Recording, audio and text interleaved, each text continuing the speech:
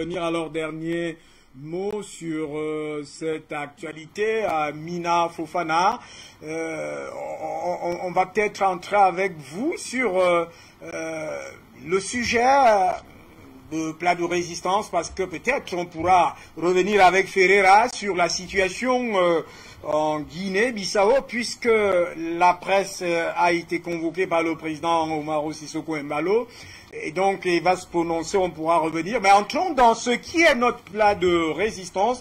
Et peut-être qu'avant d'entrer dans ce plat de résistance, commençons à écouter, à regarder cet extrait, parce que je le disais tout à l'heure, les faits sont sacrés, les commentaires sont libres. Ce qui est clair, c'est que le narratif officiel des officiels français, s'il doit me répéter, a été tellement orgueilleux, insolent, arrogant, méprisant vis-à-vis des autorités maliennes, que celles-ci ont patienté depuis le passage du docteur Choguel Kokala Maïga au Conseil des Nations, au Conseil de sécurité des Nations Unies, où il avait dit tout simplement la vérité, c'est-à-dire la France avait abandonné le Mali en plein vol, qu'il avait été traité de tous les noms d'oiseaux par Emmanuel Macron, et ceci par médias interposés.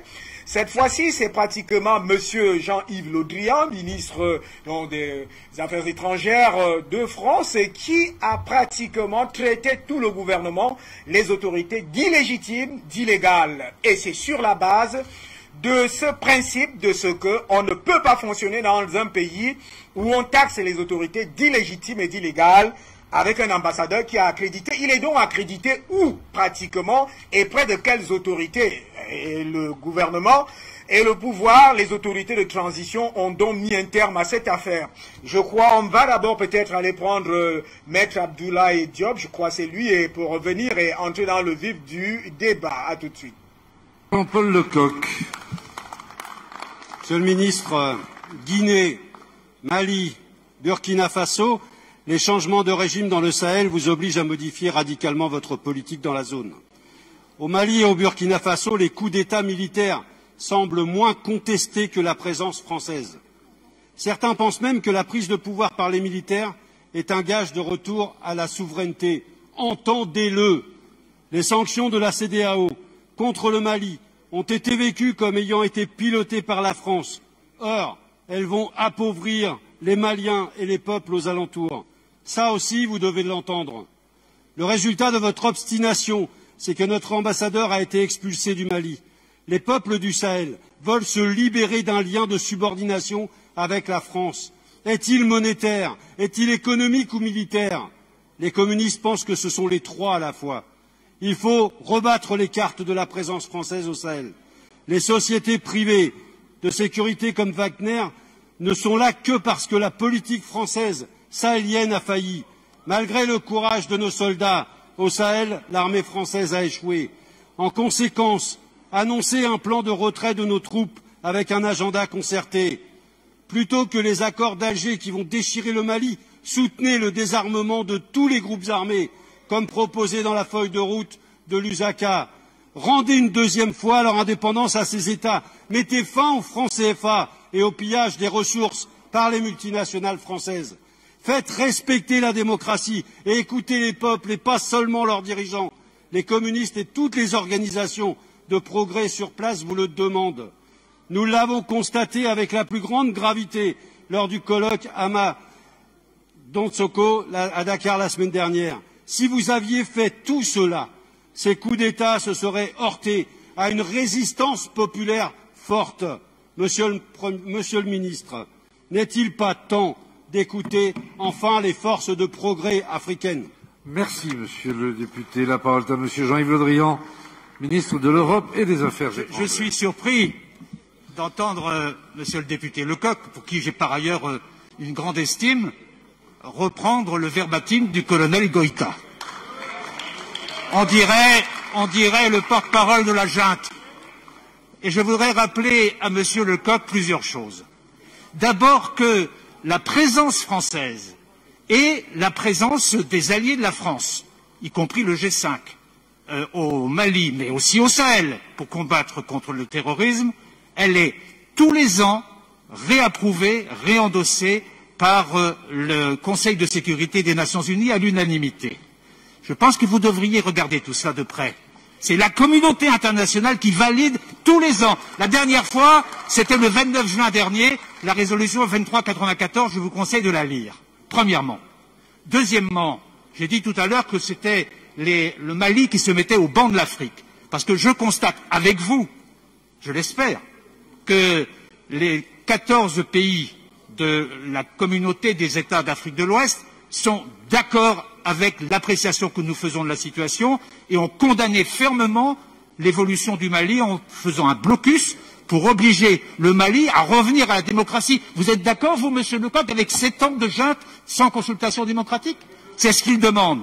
Et enfin, j'observe aussi que l'Union africaine, dans son ensemble, a validé les choix des pays de la communauté des États d'Afrique de l'Ouest. Bref, le Mali, c'est une question propre au Mali, et je dirais que l'isolement du Mali est tel aujourd'hui qu'il n'a que seul partenaire, les mercenaires de Wagner. C'est tout ce qu'il trouve.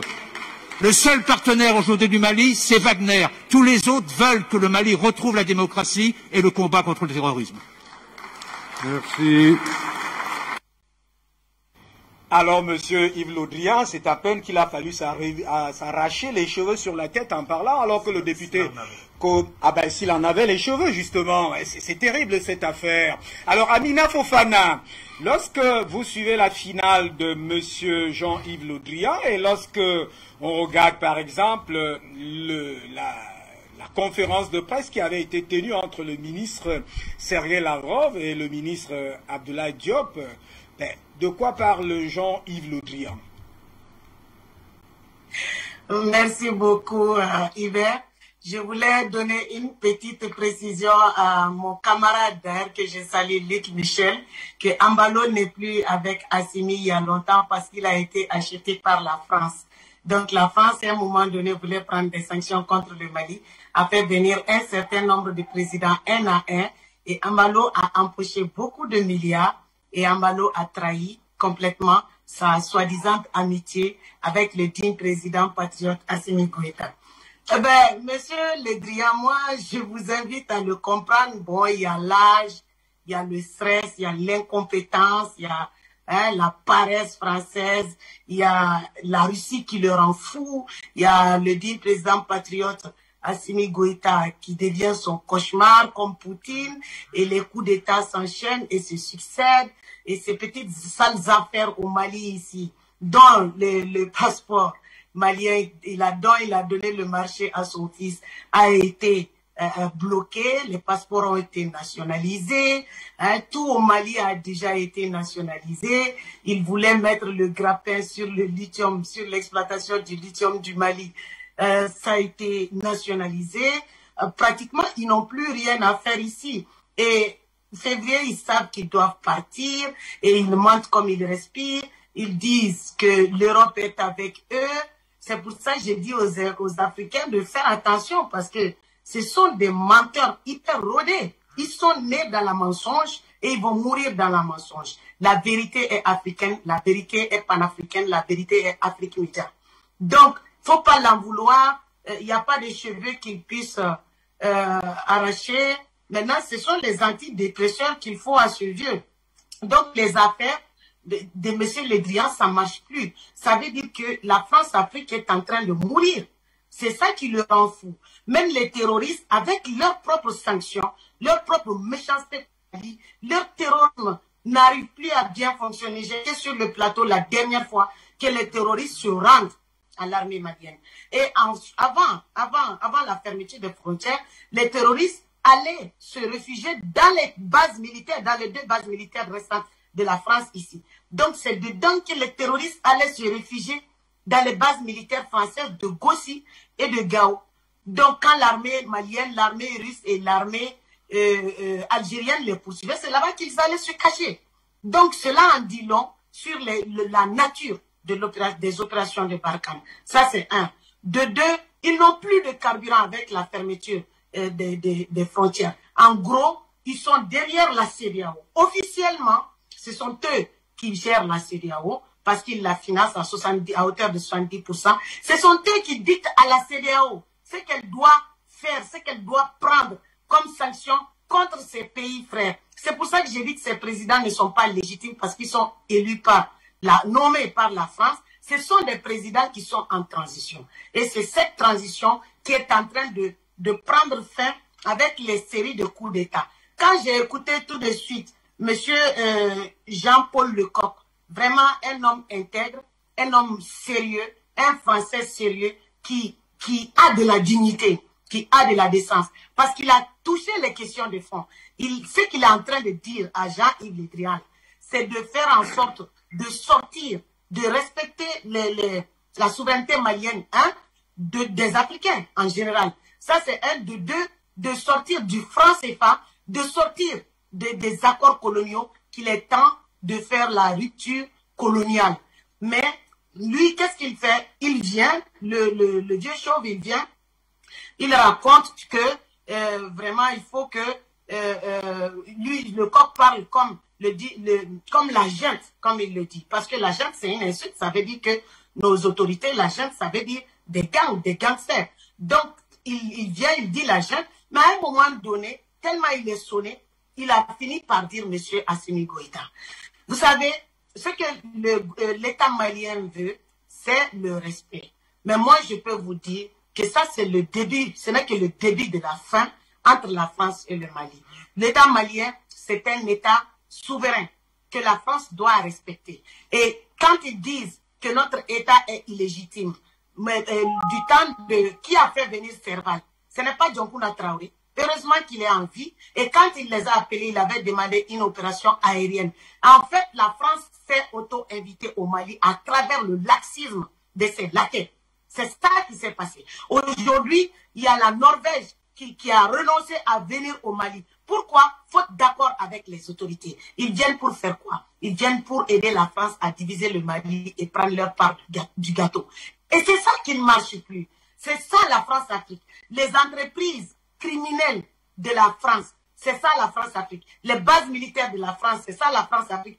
En gros, les accords coloniaux de la France, c'est ça la France-Afrique. Et la rupture des accords coloniaux entre la France et le Mali, je vous avais dit ici que ça a commencé il y a longtemps. Quand on prend le premier point, la dette coloniale, elle rend fou les Marine Le Pen et tous ceux qui bavardent la matin, midi, soir, les Mélenchon. Ils en profitent tous. Donc la dette coloniale n'a pas été payée par le dit président patriote Assimi Goïta. Ça, c'est un. De deux, il y a la rupture politique qui a commencé depuis très longtemps avec les agressions verbales, les impolitesses verbales de la France envers le Mali parce qu'elle est devenue impuissante et parce qu'elle est impuissante devant la vérité. Et devant la vérité, la France impuissante devient vulgaire. Ils sont à bout de souffle comme ça. Et ce qu'ils pensent et vouloir faire là en Afrique encore, ça ne va pas marcher puisqu'on est en 2022. Et 2022 est différent des années 60, des années 50. C'est terminé leur suprématie criminelle. Voilà, les tueries, c'est terminé. Nous avons un nouveau partenaire qui rend fou toute la classe politique française, qui n'arrive pas à dire. Et ceux qui n'arrivent pas à dire pourquoi ils ne peuvent pas partir du Mali, ils n'arrivent pas à le dire. Parce qu'ils ne peuvent pas vivre sans les ressources naturelles des Africains. La France a quoi sur son sol? La France a quoi sur son territoire? Du fromage, du beurre, du champagne, du je ne sais pas quoi. La France n'a rien. Le fait qu'ils persistent comme ça à vouloir rester veut dire que la France est incapable de survivre seule sans venir cambrioler les Africains, sans son vagabondage, son brigandage sur les Africains. Donc les accords coloniaux dont je vous parlais, la rupture des accords militaires entre le Mali et la France, ça a été déjà consommé par la présence des forces armées dignes russes de Vladimir Poutine ici. Cela, avec tout ça, avec toute la conférence de notre dit ministre des Affaires étrangères, avec Sergei Lavrov, le ministre des Affaires étrangères de la Russie, ils s'accrochent toujours à leur histoire de Wagner. Parce que c'est ça qui les arrange. Et c'est ça qu'ils se sont inventés. Cela veut dire qu'en gros, la France vit dans un monde imaginaire. La France, c'est pour ça que quand vous dites sur l'Afrique, mais j'assure M. Banakani, Macron, c'est un jupitérien. Moi, je dis que toute la classe politique de la France sont des jupitériens avec les traîtres politiciens qui sont ici en Afrique, que ce soit de la CEDEAO, que ce soit de l'UA. Et il ment ici. Il ment, il dit que l'UA soutient la sanction, les sanctions contre le Mali. C'est faux et archi faux. Nous avons vu Faki ici et Faki est en train de faire le tour. De toute façon, l'IA n'a pas été unanime derrière la CEDEAO. Ce sont eux qui financent, l'Union européenne qui finance l'IA. Et ils ont tout fait pour pousser l'Union africaine, pour pousser l'Union de l'organisation de la CEDEAO monétaire. Ça n'a pas marché. Et qu'est-ce qu'ils font? Ils partent avec la CEDEAO aux Nations Unies pour faire un blocus complètement contre le Mali, comme ce qui s'est passé avec le Cuba. Ça veut dire que personne ne rentre au Mali, personne ne sort. Ils vont laisser les Maliens mourir jusqu'à ce qu'on se lève contre notre digne président patriote Assimi Goïta. Et c'est ça qui ne va pas arriver. Avec le partenariat gagnant-gagnant avec la Russie, nous sommes avec la Guinée, nous sommes avec la Mauritanie, nous sommes avec le Burkina Faso. Et la maison panafricaine va s'agrandir. La maison militaire des militaires patriotes va s'agrandir. Donc c'est ça qui les met hors d'eux.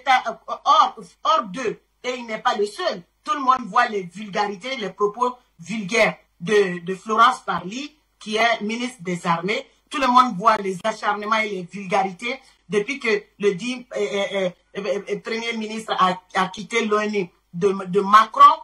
Et on a dit à Florence Parly d'apprendre à se taire, à la fermer, à la boucler, parce que le Mali ne leur appartient pas. Le Mali ne leur appartient pas. Ça, c'est le Mali est un État souverain. Donc, comme la France est incapable de respecter les États africains par pur racisme, par méchanceté, par cruauté, et elle pense que c'est elle qui a mis l'Afrique au monde, c'est elle qui a fabriqué les Africains. Or, la civilisation africaine est la première à exister sur Terre.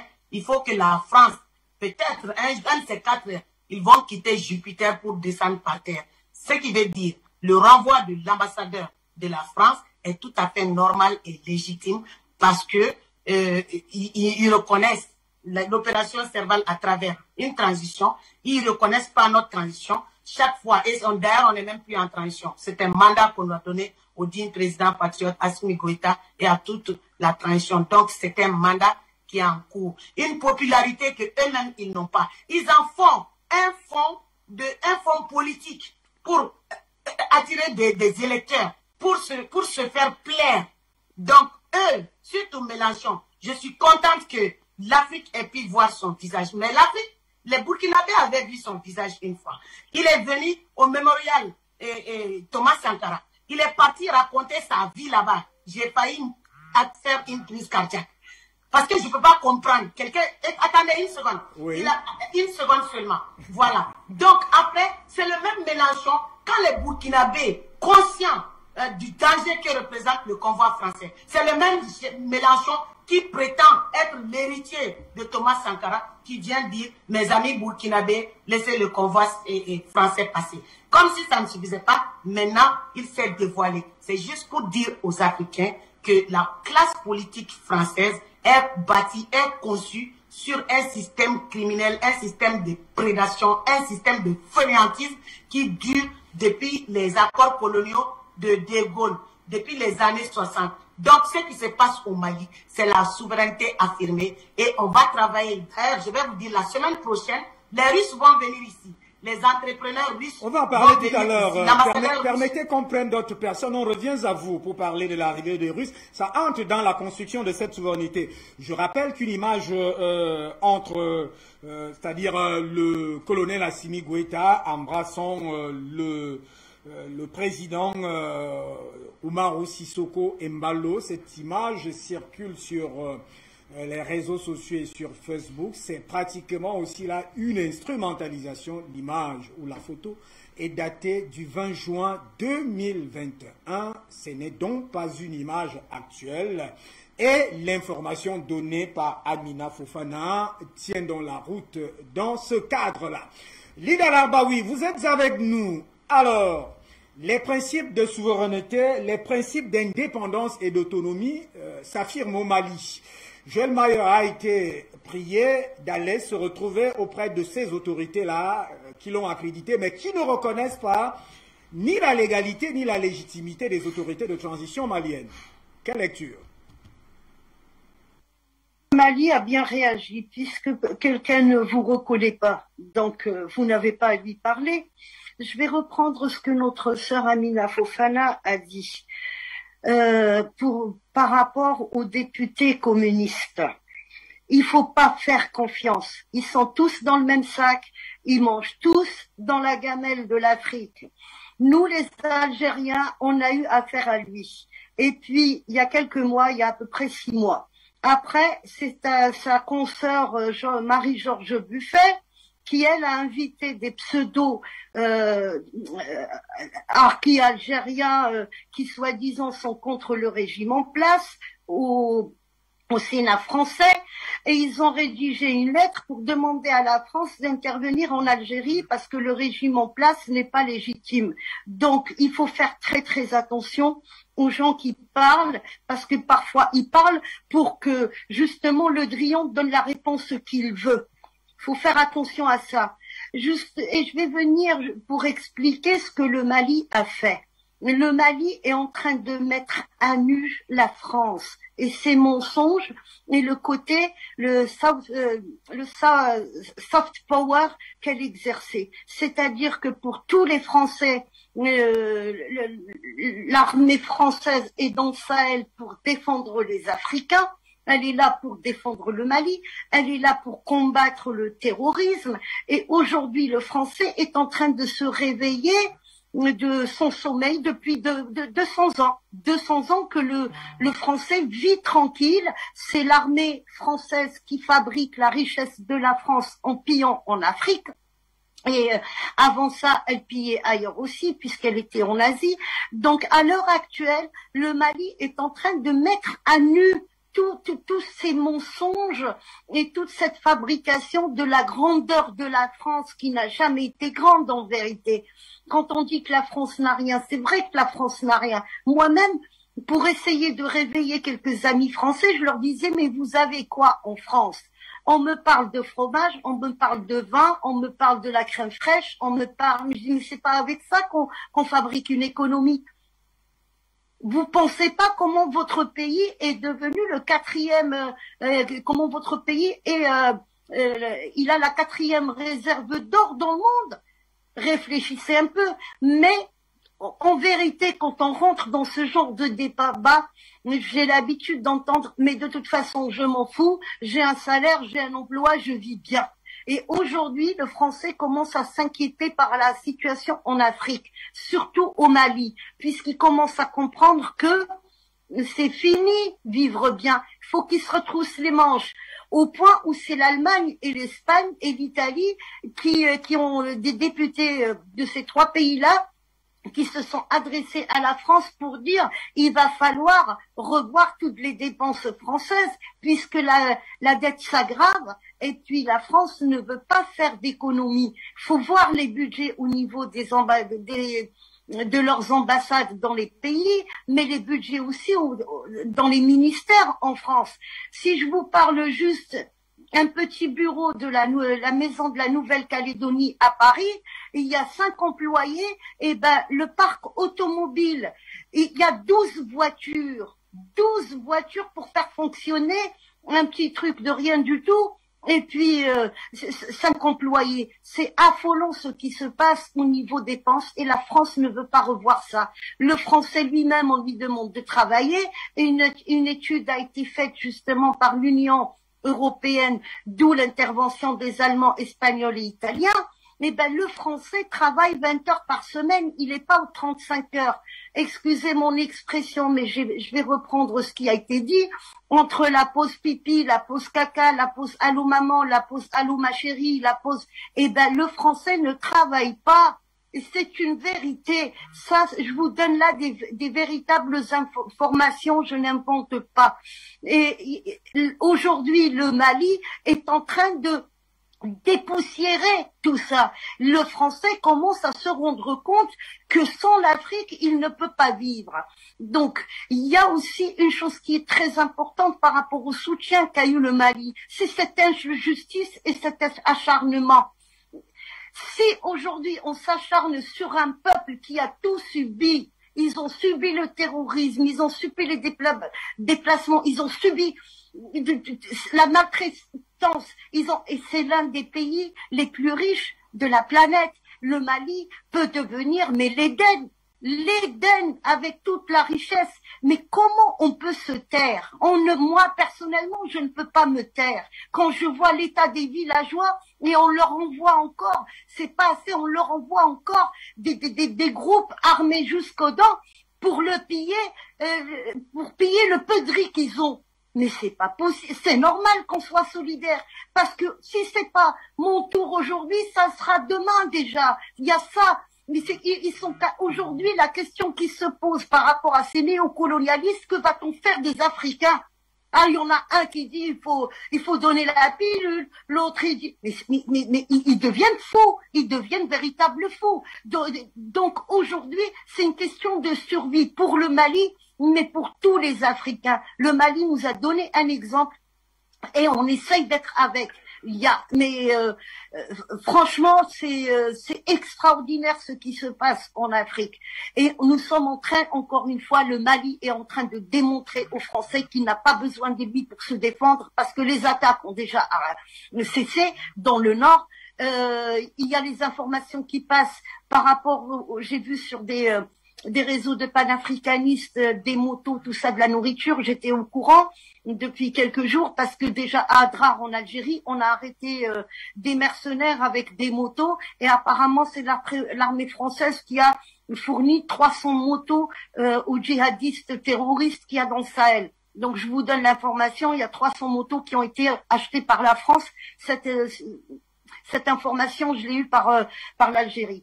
Donc le Mali restera debout, il n'a pas besoin de la CEDEAO. Quand Yves Le Drian, il dit les autres. De quel pays il parle? Puisqu'il y a le soutien déjà de l'Égypte, il y a le soutien de la Mauritanie, il y a le soutien de la Tunisie, il y a le soutien de l'Algérie, il y a le soutien de la Guinée. Ils ont quand même, sans parler de la Chine et de l'Iran et de la Russie. Il y a déjà des pays qui sont africains qui soutiennent le Mali, pas les Maliens, c'est tout le Mali qu'on soutient. Quand on dit tout le Mali, ça veut dire les gens qui sont au gouvernement, les gens qui travaillent pour essayer de nous débarrasser de ce cancer qui nous ronge. Donc, il faudrait qu'ils s'expliquent qui sont ces autres.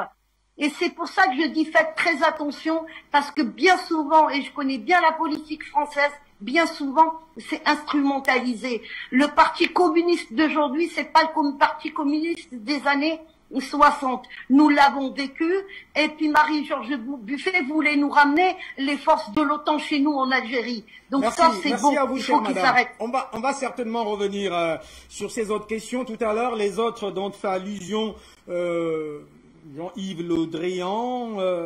Alors je retiens de vous que le Mali est en train de mettre à nu la France.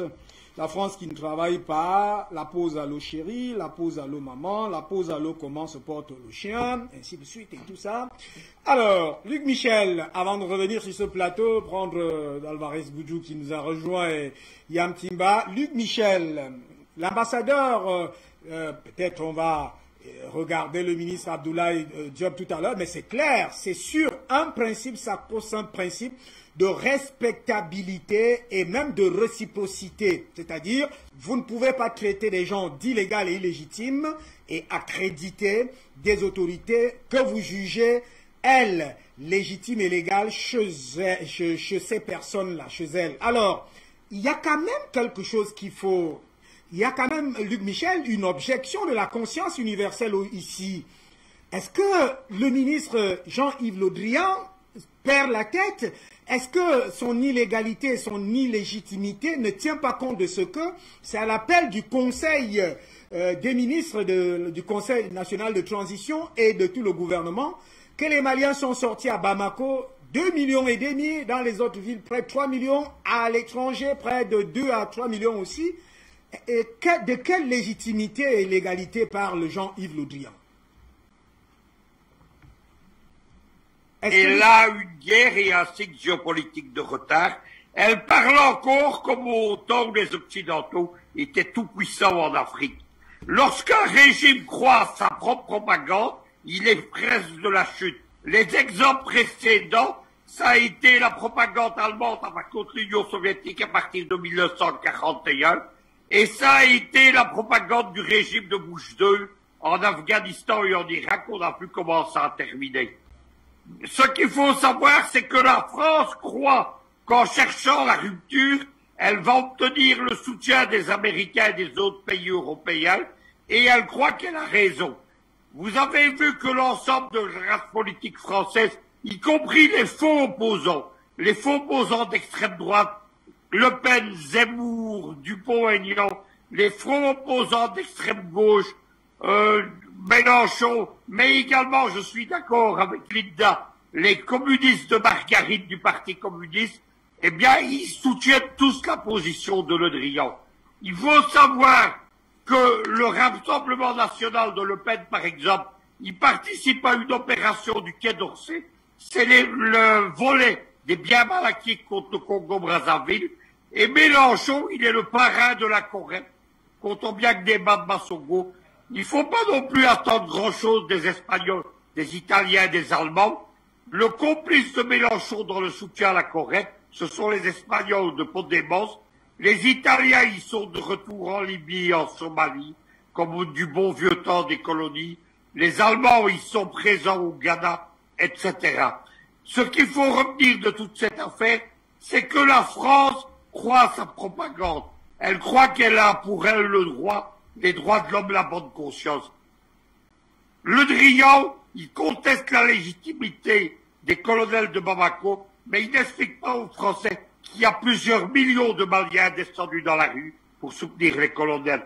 Dans la presse française depuis plusieurs jours, on parle d'ailleurs des généraux de l'armée malienne, comme si c'était eux qui avaient pris le pouvoir, parce que les colonels, depuis le colonel Kadhafi, ça leur rappelle de mauvais souvenirs.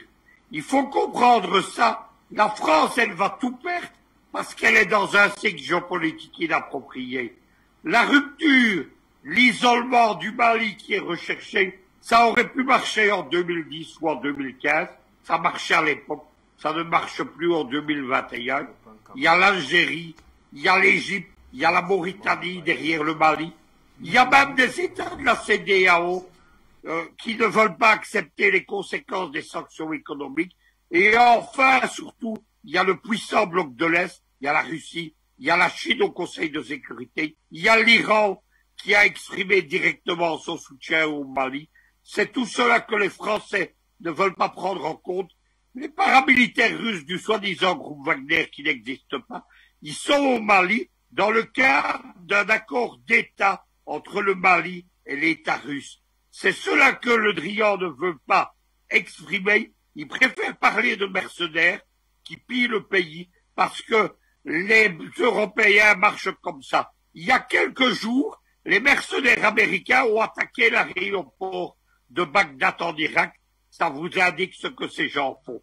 Dans son discours, Le Drian au Sénat français, mais surtout dans son interview au journal du dimanche, il n'a pas seulement insulté les colonels de Bamako, il a aussi insulté le président Touadéra et le gouvernement de Bangui. Ce sont des choses qui ne passeront plus. La France, elle a perdu les esprits et les cœurs dans toute l'Afrique. Un ami me faisait une confidence en préparant cette émission, en parlant de l'expérience du chien Pavlov.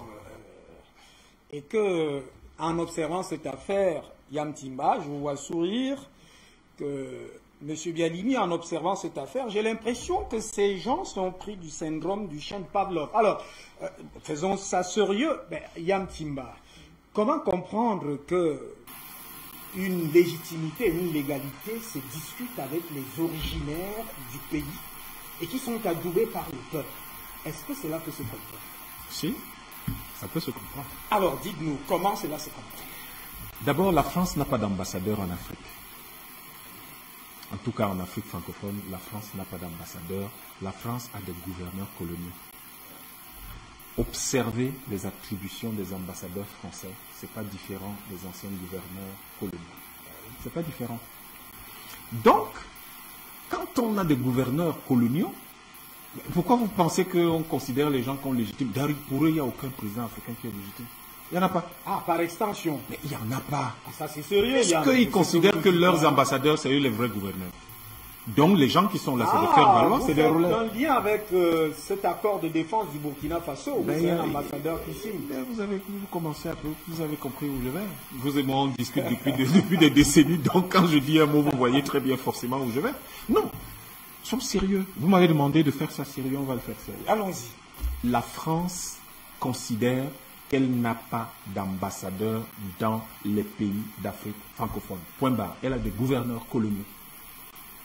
Et ces gens-là, étant en place, chaque fois que la France aura des problèmes avec un pays, la première chose qu'elle va déclarer, c'est que le gouvernement, le président sont illégitimes. Observez strictement la diplomatie française au cours, ne serait-ce que des 30 dernières années.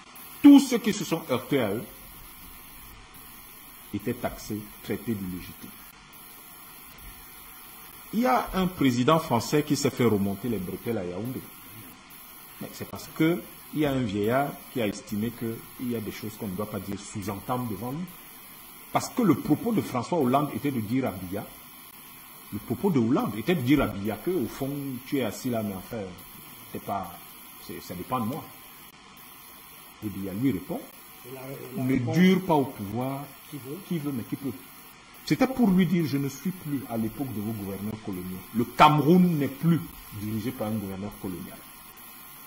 Ce que le Mali est en train de faire là. Et vous aviez dit en coulisses tout à l'heure que le Cameroun soutenait franchement le Mali. Nous y sommes. D'ailleurs, il y a un accord. Bien sûr, nous avons des accords très particuliers avec le Mali que la France s'est arrangée d'ailleurs à casser avec le temps. Mais je crois qu'on remet tout ça en place. Pendant très longtemps, vous n'aviez pas besoin de passeport malien pour circuler au Cameroun. Il suffisait d'avoir votre carte d'identité malienne et vice-versa.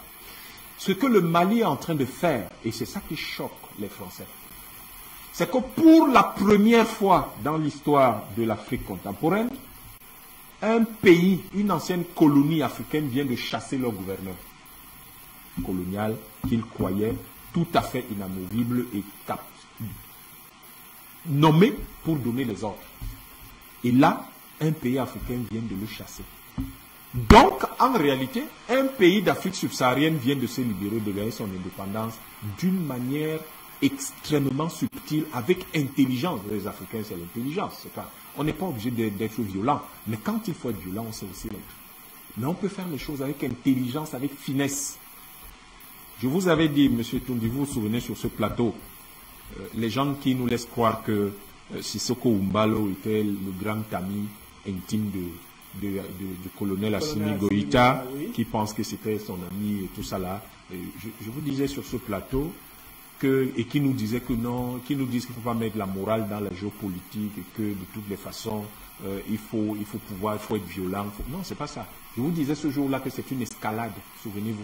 C'est une escalade. Ça va être fait progressivement et ça s'appelle de l'intelligence. Les Africains font preuve d'intelligence, ce ne sont pas des brutes, ce ne sont pas des animaux. On répète ça tous les jours, il faut que les gens le comprennent très bien. Il n'y a pas d'animaux ici. Ici, nous sommes des êtres humains. Et les êtres humains, c'est d'abord l'intelligence et la raison. C'est comment raisonner, c'est comment planifier les choses, comment les structurer. Voilà comment on fonctionne chez nous en Afrique. Et je vous avais dit qu'il y aurait cette escalade, et vous avez bien vu que cette escalade vient de parvenir à ce qui est en réalité la déclaration définitive de l'indépendance du Mali. Parce que le gouverneur colonial vient d'être chassé. Parce que la France considère qu'elle n'a pas d'ambassadeur en Afrique. Elle considère que dans les pays d'Afrique francophone, là, elle a des gouverneurs coloniaux comme dans les années 50. Et du coup, elle va essayer de mentir sur toutes ces chaînes de télévision en disant que la France rappelle son ambassadeur. Prenez n'importe quelle chaîne française, c'est ce qui a été écrit. Sauf que il n'a pas été rappelé, il a été expulsé. Et vous savez que en Europe, dire qu'un ambassadeur européen a été expulsé d'Afrique, c'est une atteinte à la haute seigneurie occidentale en Afrique. Et ça demande des mesures de rétorsion pas possibles. Le problème, c'est que c'est des choses... Alors, non, vous n'allez pas. Ça demande des mesures de rétorsion. Allons-y. Parce que... des mesures de rétorsion de la France, c'est ça? Oui, sauf que ça, c'est la France, ça, c'est l'Afrique de 1950. Ce n'est pas la France, ce n'est pas l'Afrique de 2022. En 2022, on expulse les ambassadeurs parce qu'on se libère, on devient indépendant. Et cet indépendant, je vais laisser Amina Fofana parler de la partie économique qu'elle a annoncée. Je ne vais pas rentrer dedans. Je vais plutôt continuer sur cette partie politique pour dire que la France et l'Europe le veuillent ou pas. Nous savons très bien, et je le répète, ce qui vient de se passer en Guinée-Bissau, c'est parce qu'il y avait un équilibre stable là-bas, dont on a voulu profiter pour coincer, pour conclure, continuer l'isolement, essayer de maintenir un certain isolement du Mali. Et là, la réponse est venue de la troupe, est venue des hommes en tenue, parce que, par exemple, les hommes politiques, ils étaient encore dans leur jacasserie, dans leur discussion, ce n'est pas encore achevé, mais il se trouve que cet isolement on voulait utiliser cet autre pays pour bloquer l'Afrique, parce que beaucoup de chefs d'État africains se retrouvent dans les sectes ésotériques européennes, ils se retrouvent coincés par un certain nombre d'intérêts financiers. Je crois qu'Amina Fofana a expliqué ça tout à l'heure par rapport à celui de la Guinée-Bissau. Et il faut comprendre très bien que... ésotériques et financiers qui encadrent tout cela. Et il se trouve qu'aujourd'hui, le problème de la France et particulièrement de l'Europe, parce qu'en réalité c'est un train qu'il faut toujours considérer. Il se trouve que, et je le répète encore, aujourd'hui l'Afrique, sur les 90 milliards de tonnes de matières premières qui sont extraites dans le monde chaque année, l'Afrique c'est 30 milliards de tonnes, c'est 33%. Et vous avez vu la bataille avec les Bolloré, etc. C'est pour venir transporter ces dizaines de milliards de tonnes de matières premières. En 2050, nous sommes 1,3 milliard. En 2050, nous sommes 2,5 milliards. Nous serons plus peuplés que la Chine. Nous serons le premier marché mondial. Le plus grand nombre de consommateurs potentiels, l'Afrique. Et le monde produira 165 milliards de tonnes de matière. La moitié sera extraite en Afrique. La moitié, 85 milliards de tonnes. Et donc, tout le monde se bat pour que l'Afrique continue à être la poule aux œufs d'or. Nous extrayons 33% des matières premières dans le monde. Notre PIB, d'après les projections de l'ONU, est de 3,4%. 3,4%, c'est-à-dire 1/10 de la valeur des matières premières extraites en Afrique. Et ces gens veulent maintenir cela parce que c'est ça qui permet, comme le disait Linda Lagbaoui, c'est ça qui permet que les Français travaillent 20 heures et qu'à Douala, les gens commencent à travailler à 4h30 et se couchent tous les jours à 23h, mais ils n'arrivent même pas à envoyer leurs enfants à l'école, ils n'arrivent même pas à manger, les routes sont poussiéreuses. C'est toutes ces choses, ces injustices auxquelles l'Afrique dit non. Et l'Afrique dit non à tout cela et les gens ne sont pas contents parce qu'ils ne veulent pas travailler.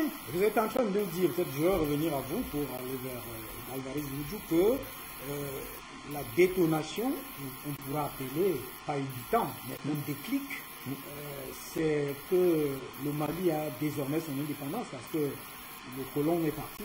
Là, le Mali vient de chasser le gouverneur colonial qui siégeait à Bamako. Et chasser le gouverneur colonial, Madame Lagbaoui, elle comprend très bien de quoi je parle, puisque c'est ce que l'Algérie a fait. C'est ce que l'Algérie a fait. On chasse le gouverneur colonial. C'est ça la vraie déclaration de dépendance. C'est pas le bavardage. C'est pas qu'on parle. C'est qu'il y a un acte qui est posé et cet acte est une rupture totale avec le passé. À partir du moment où le gouverneur colonial est parti, parce que le colonel Assimi Goïta et ses compagnons et le gouvernement malien, c'est pour qu'on cesse effectivement de parler de gouvernement de transition, qu'on arrête ça. C'est un gouvernement point. Lorsque vous avez... Mais pourquoi est-ce que personne ne dit que ceux qui ont déclaré l'indépendance des États-Unis étaient illégitimes?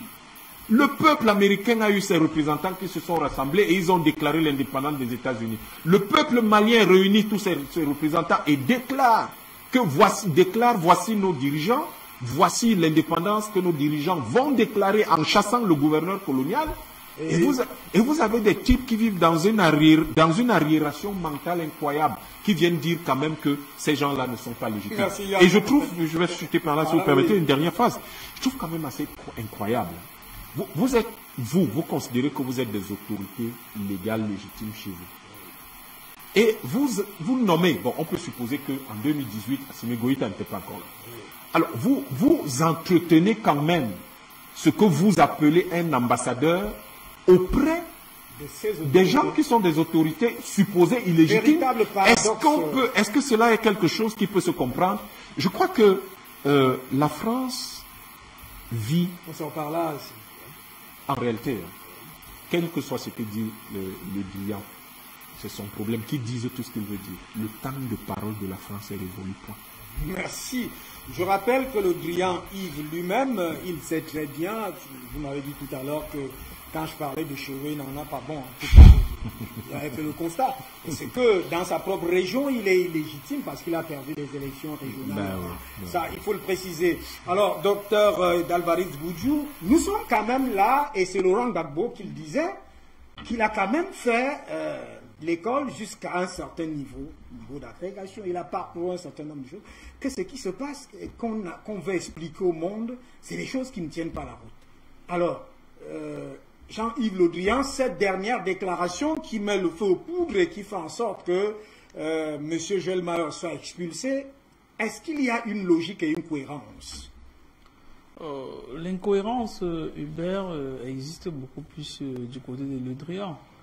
Parce que dans ses propos, il estime que le gouvernement malien est illégitime. Mais que fait donc un ambassadeur de France accrédité à Bamako? Que font donc les troupes françaises? Les troupes françaises et même les éléments de Takuba sont censés former les troupes du gouvernement malien en place. Comment vous pouvez former les troupes d'un gouvernement illégitime?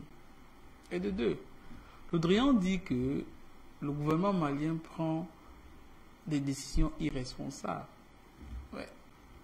Qu'est-ce qu'on peut appeler décision responsable? Là, vous parlez de l'expulsion aussi du contingent. Oui, puisqu'en réalité, c'est la variable explicative de l'explication. Tout à fait. Justement. Du contingent danois, 90 personnes. Effectivement, exact. 100, oui, les forces spéciales qui sont rentrées sans autorisation. Oui. Puisque les Maliens ont dit, si vous dites qu'ils ont donné l'autorisation, qu'ils brandissent cette autorisation. Oui. Vous ne pouvez pas aller dans un État souverain. Vous entrez les éléments des forces spéciales qui sont capables de faire un coup d'État, de déstabiliser la nation à tout moment, et vous estimez que le Mali n'existe pas sur la carte du monde et que chacun peut y aller comme il veut, avec des armes, avec du matériel militaire, les forces de 4e catégorie, comme ça on les laisse entrer. Ça ne peut pas exister. Ça ne peut pas exister. Et au vu au sud de tout le monde. Est-ce que chez eux même on peut tolérer ce type de choses? Partout, dans tout pays sérieux du monde. Est-ce que vous pouvez même rentrer sans visa si on vous demande le visa? Parfois, vous avez le visa, on refuse que vous entrez. Les gars, ils partent avec et des armes, et de la Russie, et tout. Ils font ce qu'ils veulent. Le Mali a dit non, ça ne se passe pas comme ça. Avec beaucoup de diplomatie, ces gars, ils étaient assez corrects. Le Drian trouve que les décisions qu'ils prennent sont irresponsables. Mais juste que si on essaye de mettre le parallèle entre les décisions qui ont été prises avec les gouvernements avant le coup d'État, et les décisions qui sont prises après, c'est qu'en réalité, nous sommes en train d'attendre un résultat. Le résultat que nous voulons, c'est la pacification du Mali. C'est la destruction du djihadisme au Mali. Mais curieusement, depuis que les troupes françaises sont là, avec des Européens, et qui prennent, entre guillemets, ce qu'on appelle les décisions responsables, on voit les résultats. Ce que les Maliens célèbrent le mariage, on les tue. Les Maliens sont dans la rue, on les tue. Les Maliens partent au champ chasser, on les tue. Les Maliens ne sont même pas libres dans leur propre pays de pouvoir survoler les parties de leur territoire. Ça, c'est la conséquence des décisions que c'était estimé être responsables. Alors que le gouvernement malien actuel, qu'ils estiment prendre des décisions irresponsables, après les décisions de pouvoir travailler, de pouvoir réactiver, parce qu'on ne le dit pas assez. Depuis la nuit des temps, l'État malien a toujours eu une coopération militaire avancée avec d'abord l'Union soviétique, ensuite la Fédération de Russie. C'est cette coopération qui continue, bien sûr avec des axes un peu plus prononcés sur le plan stratégique, vu le contexte géopolitique mondial. Et que depuis que le gouvernement malien actuel a pris la décision de mieux travailler avec les Russes, il y a du résultat sur le terrain. Il y a de plus en plus de succès qui est rencontré par les troupes maliennes. Il y a des djihadistes qui sont tués, il y a un des responsables qui a été tué la semaine surpassée. Ça, c'est du résultat concret. Et c'est de ça que le Mali a besoin pour pouvoir s'en sortir dans cette spirale de la violence. Et après cette réaction vraiment pour une personne qui se dit diplomate, mais surtout pour une personne qui est censée être présente, parce qu'il faut bien le comprendre qu'en France, nous assistons à un contexte politique en France où il y a deux chefs d'État. Il y a Macron qui est le Jupiter, qui est censé être chef d'État officiellement, mais dans la réalité, c'est plutôt le Drian, parce qu'en fait, il est censé... C'est plutôt Jean-Yves oui, qui est censé être chef d'État, puisqu'en réalité, c'est lui qui signe les grands axes stratégiques de la décision, des décisions stratégiques de la France. Des affaires étrangères et de l'Europe. Très bien. Alors, vous savez, c'est les grands axes de la affaires étrangères, vous mettez tout ce qui concerne l'Afrique, c'est pas quoi, la Russie, mais l'Europe, parce qu'en réalité, la France, pardon, est censée être une colonie des États-Unis qui doit jouer son rôle dans une Europe qui va être au service des États-Unis. Mais dans un contexte comme celui-là, les Maliens étaient très corrects. Ils ont dit, quand vous estimez que nous ne sommes pas légitimes, ça ne vaut pas la peine que nous ayons des relations. Vous avez 72 heures pour quitter la nation. Et effectivement, Paris a pris acte de cela. Et au-delà, moi, ce qui m'a beaucoup plus intéressé, c'est la décision qui a été prise par le chef de l'État malien, chef suprême des armées, le colonel Goïta. Il a dit dorénavant, pour que les troupes européennes rentrent sur le territoire, premièrement, il faut une invitation du président malien. Deuxièmement, après cette invitation, il faudrait même que le gouvernement malien accepte cela. Enfin, il faut établir la différence entre le chef de l'État et le gouvernement. Même si le chef de l'État vous a écrit... donc une remise en cause de cette affaire effectivement, dans le fond. Effectivement. C'est-à-dire que ce n'est plus à la France d'imposer Non. C'est l'État malien qui invite. Et même quand le président, le chef de l'État vous invite, le gouvernement approuve. Et surtout à côté de cela, c'est à cause de cela que je crois les Néerlandais ils devaient envoyer un contingent. Ben, ils ont dit, on ne peut pas envoyer. Parce qu'il n'y a pas eu entente avec le gouvernement malien. J'ai dit, ça c'est l'affirmation de soi. Et vraiment, on peut être très joyeux, mais en réalité, ce sont les bases de la diplomatie. Hubert, n'importe qui ne peut pas quitter de n'importe où et venir rentrer dans votre maison, faire n'importe quoi. Yann m'a dit que c'était un empire colonial, c'est ça. Justement, puisque c'est comme ça. La plupart, vous verrez pour eux tous là, la plupart des gars qui sont ambassadeurs, c'est les gars qui sont passés par les services de renseignement. Le minimum, soit ils sont commissaires de police chez eux. Parce qu'on estime que, vous savez, un gouverneur à la base, c'est un militaire. On estime que vous allez gouverner les animaux, il faudrait bien que vous sachiez comment manipuler le fouet. Ce ne sont pas les humains, ces gars-là. Mais Dieu merci, aujourd'hui, l'Afrique est extrêmement éveillée. L'Afrique ne se laisse plus manipuler par beaucoup de personnes. C'est pourquoi, quand les gens ont pris la décision d'envoyer une colonne de djihadistes quittant la Libye pour le Mali, dès que les gardes frontaliers, il y a une force spéciale frontalière algérienne qui ils sont extrêmement mobiles à la frontière, extrêmement efficaces. Dès qu'ils ont eu l'information, ils n'ont même pas demandé l'autorisation, ils ont frappé, ils ont détruit toute la colonne. Pourquoi? Parce que des gens estiment que le Mali est en train de vouloir s'affirmer et on doit tout faire pour pouvoir les casser. Même pourquoi vous avez vu les réactions en Europe là, il y a l'Allemagne, il y a quelques pays là qui soutiennent la France. C'est logique pour eux, parce qu'en réalité, ces nations ne défendent que leurs intérêts. Et nous aussi, nous allons participer à défendre la dignité du Mali, à défendre les intérêts du Mali. Car ce qu'on fait au Mali, on le fera partout. Parce que tout le monde a vu le cas des Ce qu'on veut faire au Mali. Oui. Ça devient très compliqué. Effectivement, ça devient plus compliqué. Pourquoi? Parce qu'aujourd'hui, il y a une jeunesse au Mali qui est en train de s'affirmer. Et nous pensons que c'est l'exemple que devrait suivre. Je rappelle alors qu'il est, c'est vrai qu'Amina Fofana est avec nous. Yere Oulou est en réunion pour des stratégies sur ce qui doit être réservé pratiquement, puisqu'il réclame le départ de Barkhane, alors que Sergei Lavrov, en fait, une commission, une délégation russe est attendue dans le pays. Oui, justement, je suis beaucoup plus au niveau des hommes d'affaires, parce qu'en réalité, nous savons qu'aujourd'hui, comme pendant longtemps, le colon nous a maintenus dans un état de pauvreté, extrême. Ça va être extrêmement difficile si le tissu économique n'est pas solidifié. Et pour cela, le Mali, c'est une terre qui a du potentiel, qui a beaucoup de richesses. Et les Russes ont beaucoup d'argent quand même qu'ils peuvent investir. Et dans le contexte actuel, c'est une possibilité importante, d'investissement. Parce qu'il faut bien comprendre qu'avec un certain nombre de sanctions dont la Russie est victime, avec les nations occidentales, il y a de plus en plus les gens qui peuvent s'ouvrir dans les nations avec qui on peut travailler. Contrairement, vous savez, dans la science, dans la recherche fondamentale, dans la science, beaucoup de théories, beaucoup de doctrines qui sont développées du côté occidental ne sont pas identiques dans le monde russe, dans le monde orthodoxe. Vraiment, c'est des gars qui sont tellement futés au niveau scientifique, au niveau de la médecine. Ça veut dire qu'il y a tellement de choses qu'on peut faire avec ces gars, ce qui sont même inimaginables. Et quand vous pensez que les gars, ils font, je pense, les Américains... C'est pour ça qu'on les présente comme Wagner, qui n'existe pas, qui est une sinistrée. Oui. Je disais, quand vous voyez les gars, ils vous disent qu'ils ont envoyé un homme sur la Lune. Ils ont même des photos, soit du temps passant. Mais curieusement, 50 ans après, ils ne peuvent même pas le faire. Pour aller seulement à la station spatiale internationale, ce sont les lanceurs Soyouz qui peuvent les apporter. Ça veut dire que les Américains sont prêts à les payer, et ils disent, les gars, on ne sait pas comment aller là. Mais les gars, c'est vous qui étiez là, ça fait longtemps. Ça veut dire que vous maîtrisez la technologie. Donc, vous dites quoi? Vous dites que les Russes connaissent tellement de choses, ou la plupart, c'est les gars, c'est les seuls du monde entier. Ils ont les bateaux qui produisent l'énergie nucléaire. C'est-à-dire, vous avez un problème d'électricité dans votre pays, vous envoyez un bateau.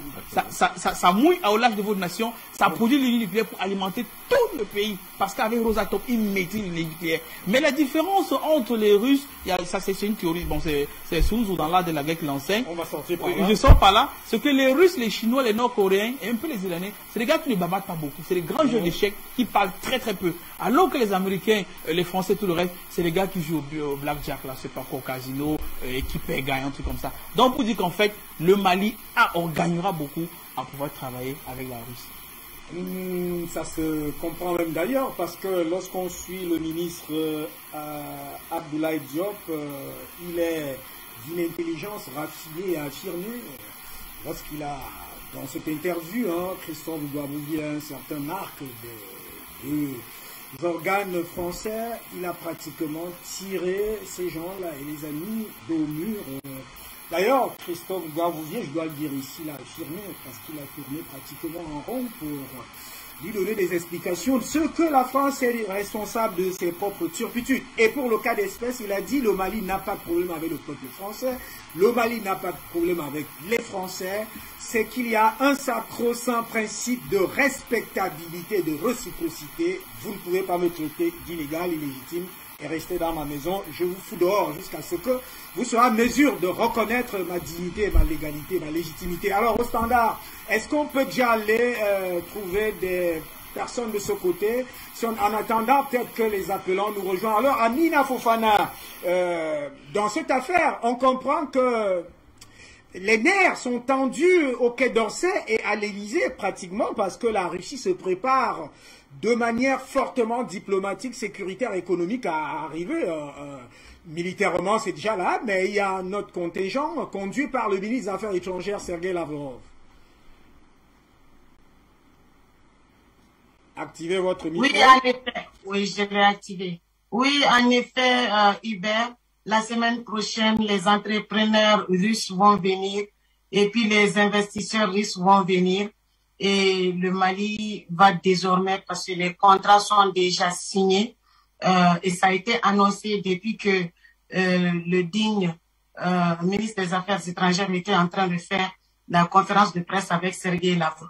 Maintenant, je ne sais pas si Sergei Lavrov même va venir, parce qu'il est attendu à Bamako. On pensait que ça allait se faire au mois de décembre, mais ça a coïncidé avec les fêtes de fin d'année.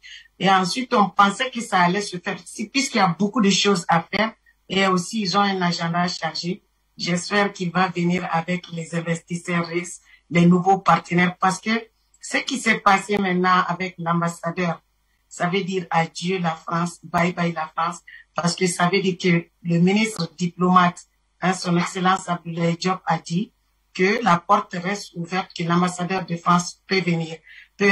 Ça veut dire que le jour où la France commencera à respecter le Mali, à respecter notre souveraineté, son ambassadeur à reconnaître, à apprendre à respecter la tradition, à se respecter. Donc ce jour-là, l'ambassadeur expulsé ou bien un autre, les relations pourront reprendre. Donc voilà, ça veut dire que l'ambassade de France, c'est adieu quoi. Voilà, donc la France n'est pas prête à changer de posture. Vous voyez l'arrogance avec laquelle ils sont tous en train de parler. Si c'est pas Marine Le Pen qui dit qu'ils ont perdu 53 enfants en 10 ans, sans honte. Vraiment. On a perdu plus de 20 000 Maliens, soldats et civils confondus.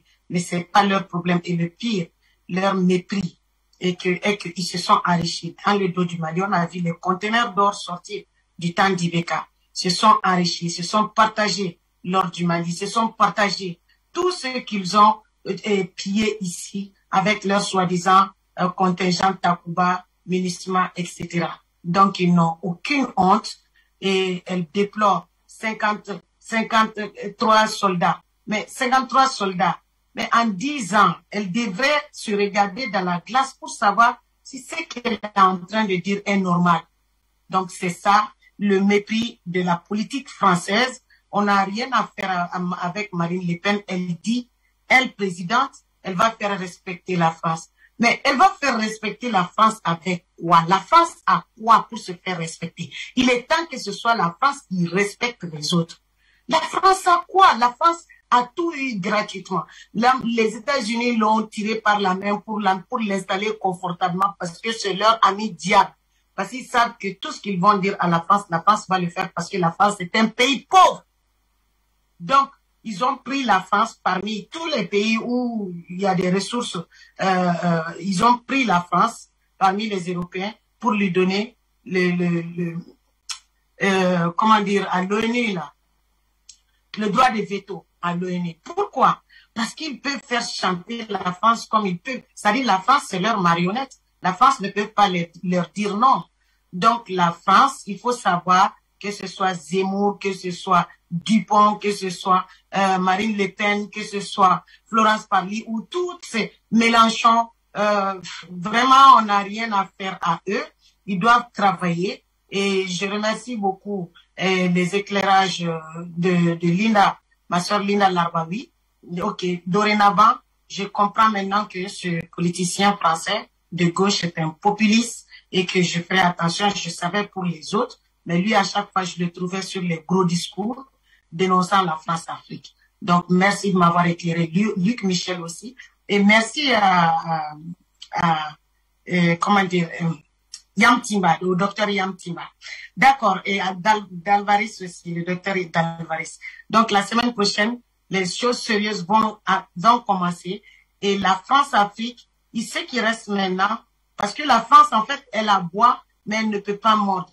Quand j'entends ces politiciens corrompus dire qu'il faut expulser les Maliens qui sont en France, il faut refuser les visas, il faut faire ceci, mais ils oublient qu'il y a une très forte communauté de la France au Mali, il y en a. Et ces communautés-là vivent dans la bourgeoisie, tandis que nos communautés vivent dans la misère et dans le froid, dans le mépris absolu. Et même jusque là-bas, dans le sous-développement, soi-disant que le pays est développé. Non, ils sont pas heureux. Ils sont pas du tout heureux.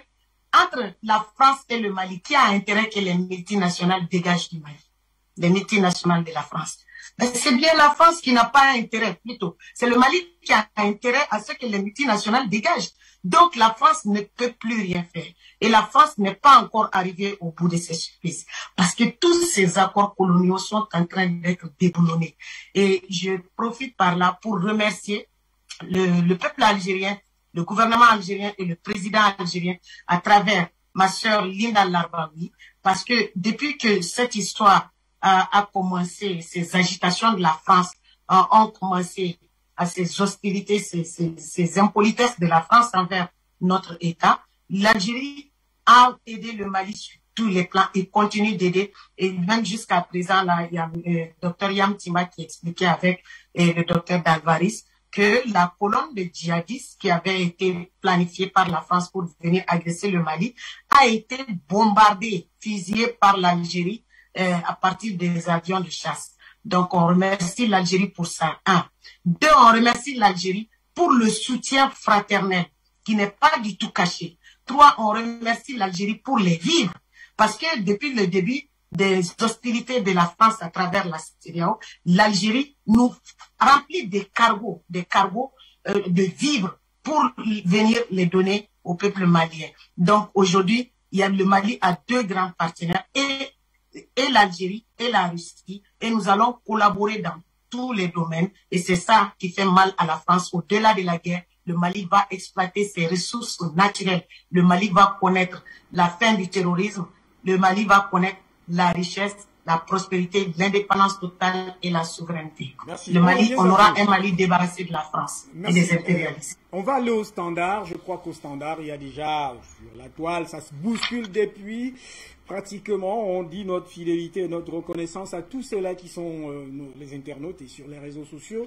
Alors au standard, en appelant, nous rejoint-il? Bonsoir et bienvenue, cher monsieur.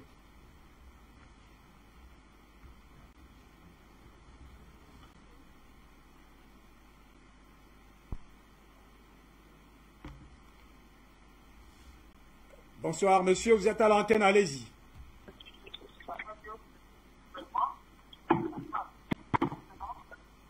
Allô? Bonsoir. Vous êtes à l'antenne, allez-y. Je suis à l'antenne? Vous êtes à l'antenne, allez-y. Bonsoir, monsieur Hubert Toudi. Monsieur Hubert Toudi, le doyen des journalistes. Je peux vous saluer avec beaucoup de déférence, celui-là même qui a tenté la journalistique. Je salue tous vos invités avec déférence, en particulier notre sublime Amazon du Mali, Amina Fofana. Je peux vous saluer avec beaucoup de déférence et beaucoup, nous vous adorons la dame de fer du Mali. Et je salue le doyen Luc Michel l'Africain, les techniciens, les PDG que j'adore et tous les appelants qui sont sur la plateforme Telegram. Une fois que j'ai dit cela, comprenez, en ce qui concerne la problématique d'aujourd'hui, nous disons que les Français sont quand même des personnes qui refusent de grandir, qui sont restés dans le passé. Parce que au plein 21e siècle où Afrique Média est déjà ouvert les yeux des Africains et que nous sommes à l'ère de la rupture avec la France qui, elle, pense qu'on est encore à l'état colonial, qui est resté profondément esclavagiste, pense parler à des gens qui n'ont pas encore ouvert les yeux, à des gens qui dorment encore, alors que les dirigeants maliens sont des gens debout. C'est des gens qui épousent l'ère du temps, qui est le 21e siècle, qui est l'ère de la souveraineté africaine et de la renaissance africaine. Donc, c'est dit quoi? C'est dit que les Français, nous rentrons dans l'ère de la normalité. Nous, les Africains, qui sont les prémices de Dieu, et les Français, qui sont nos petits frères, nous leur mettons à leur place maintenant. Nous leur parlons à ces impolis-là, qui ont que pour modèle économique de voler, de violer et de vivre sur le dos des autres, donc du parasitisme chronique. Nous disons que cette ère est passée. Et nous demandons au Mali, à partir d'aujourd'hui, de penser à faire vite la monnaie. Parce que c'est ce qui reste. C'est ce qui reste pour couper l'herbe sous les pieds des Français pour toujours.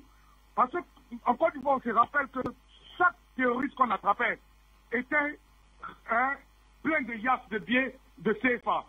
Et ces yachts de billets de CFA, là, c'était des billets qui étaient imprimés à la planche, par la planche française.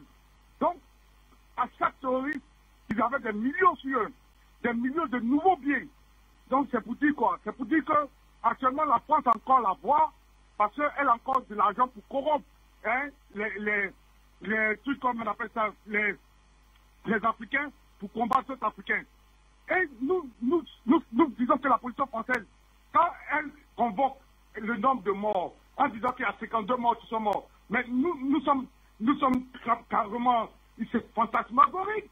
On peut pas compter les Africains qui sont morts en France, les Africains qui sont morts en France, mais faisons la comptabilité. Si c'est dit qu'au nom des personnes françaises qui sont mortes, ça donne la légitimité aux Français de venir voler au Mali, mais nous disons si que au nom de tous les Africains qu'on appelait tirailleurs, en principe la France nous appartient, parce que c'est nous les Africains tirailleurs qui avons délivré cette France-là. Et en lieu et place, qu'est-ce que cette France-là, truc comme on appelle ça, ingrate a fait? Quand les Africains sont rentrés au Sénégal, elle les a tués, elle les a mitraillés.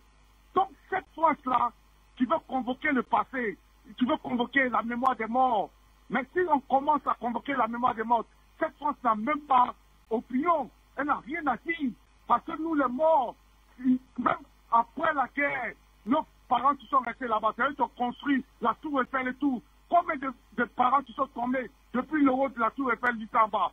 Le sang africain a coulé partout d'abord pour construire les gratte-ciels partout. Donc, si on veut convoquer le sang, c'est nous, plutôt à nous que la France doit.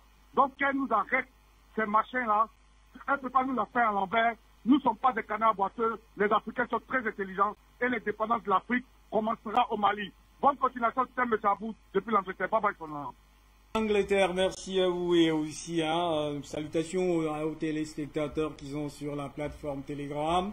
Derrière à bout d'Angleterre, notre appelant nous rejoint. Monsieur, bonsoir, bienvenue. Bonsoir à vous. Bonsoir, bienvenue.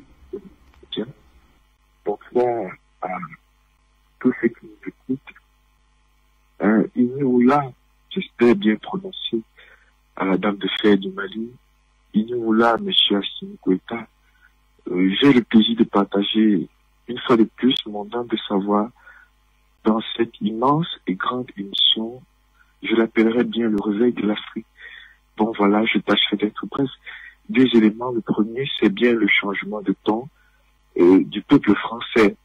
Et le second, c'est la contradiction de Madame Pali et son collègue du service. Voyez-vous, le ton a légèrement changé. On est quitté du nom de junte, la junte malienne, le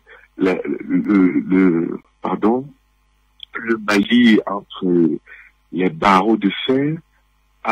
Nous avons perdu quelques soldats, nous avons une raison de nous battre. Il y a un léger changement de temps. Et il faut bien se dire ça, parce que vu la tournure de M.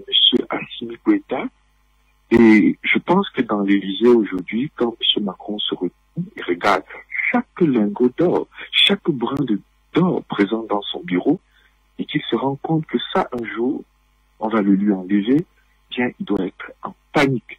Ça, c'est certain. Voilà pour le changement de temps.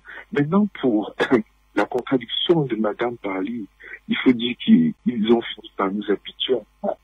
Figurez-vous qu'elle vient devant le Parlement français affirmer que c'est l'illégalité, c'est de façon légale que l'armée danoise est présente sur le sol malien. Mais c'est à ne rien comprendre. La France était déjà présente sur le sol malien et elle a trouvé illégitime le pouvoir en place. C'est-à-dire vous avez une force régulière et souveraine présente dans notre territoire et qui dit que c'est la junte en place qui, elle, n'était pas au bon endroit. Plus tard, cette force va assumer devant tout le monde qu'elle doit s'en aller au profit de qui? D'une autre force régulière et souveraine, notamment la force danoise.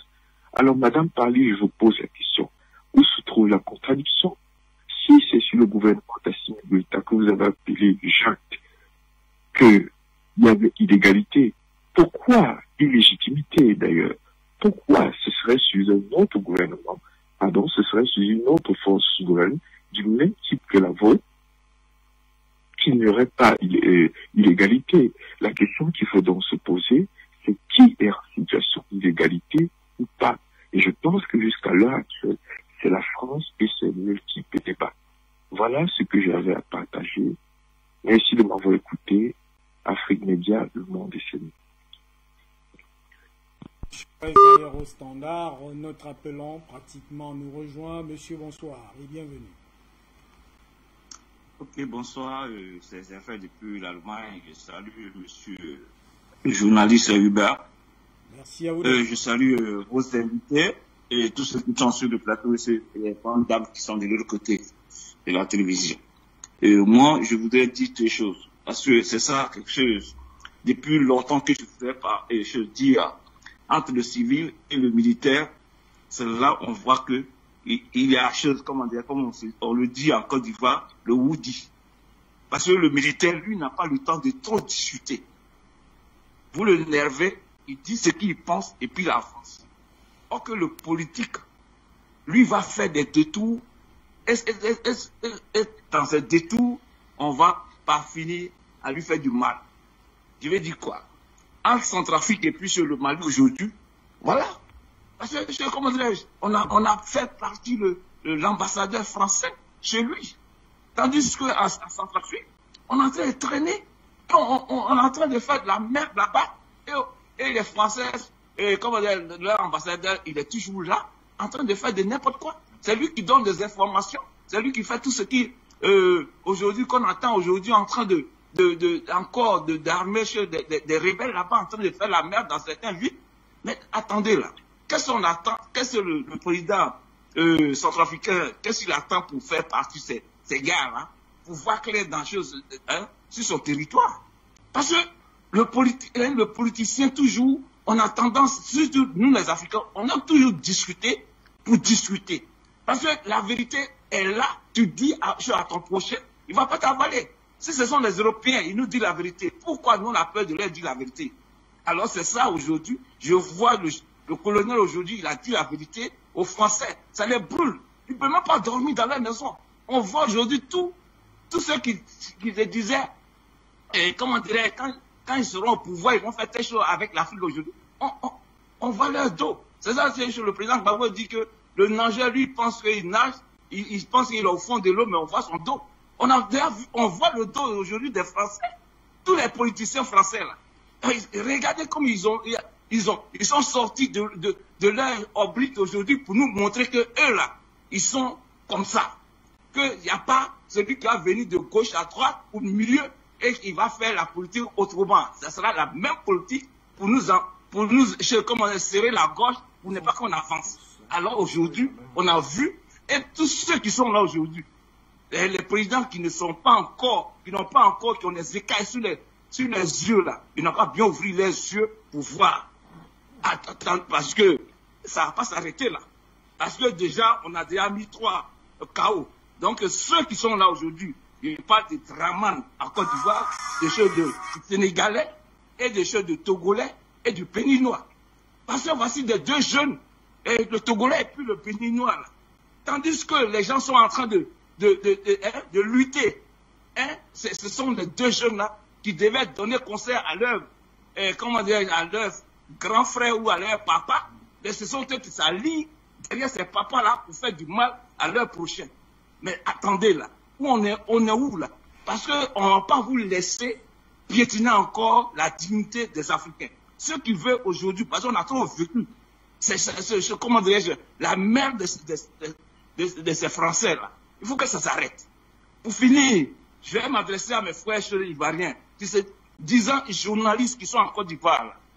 Parce que si vous n'êtes pas au courant de ce qui se passe au Mali, au Burkina, taisez-vous. Si vous arrivez sur les plateaux de la merde de Côte d'Ivoire là, vous n'avez rien à dire, taisez-vous. Parce que je connais vos noms, je connais ce que vous dites. Vous dites que vous êtes des journalistes de pointe en Côte d'Ivoire, mais vous êtes des journalistes de manche-mille. C'est-à-dire qu'on vous donne de l'argent et vous parlez sur des plateaux n'importe comment. Taisez-vous sur l'histoire du Mali et du Burkina. Parce que vous ne sentez pas ce qui est le mal que cette population vit là-bas. Donc, si vous faites l'apologie de votre gars qui vous piétine du matin au soir, vous n'êtes pas capable de soulever votre merde de tête là, ou pour parler votre gueule là, pour parler devant ce drame, laissez les autres avancer. Alors, merci, Trudy, de m'avoir laissé quelques temps de m'adresser à ces merdes de journalistes disant en Côte d'Ivoire. Merci à vous, Delphin, depuis l'Allemagne. Derrière Delphin, certainement... non, Zinfeld d'Allemagne, merci. Peut-être que Delphin est en train de nous attendre quelque part. Est-ce que nous avons un appelant derrière?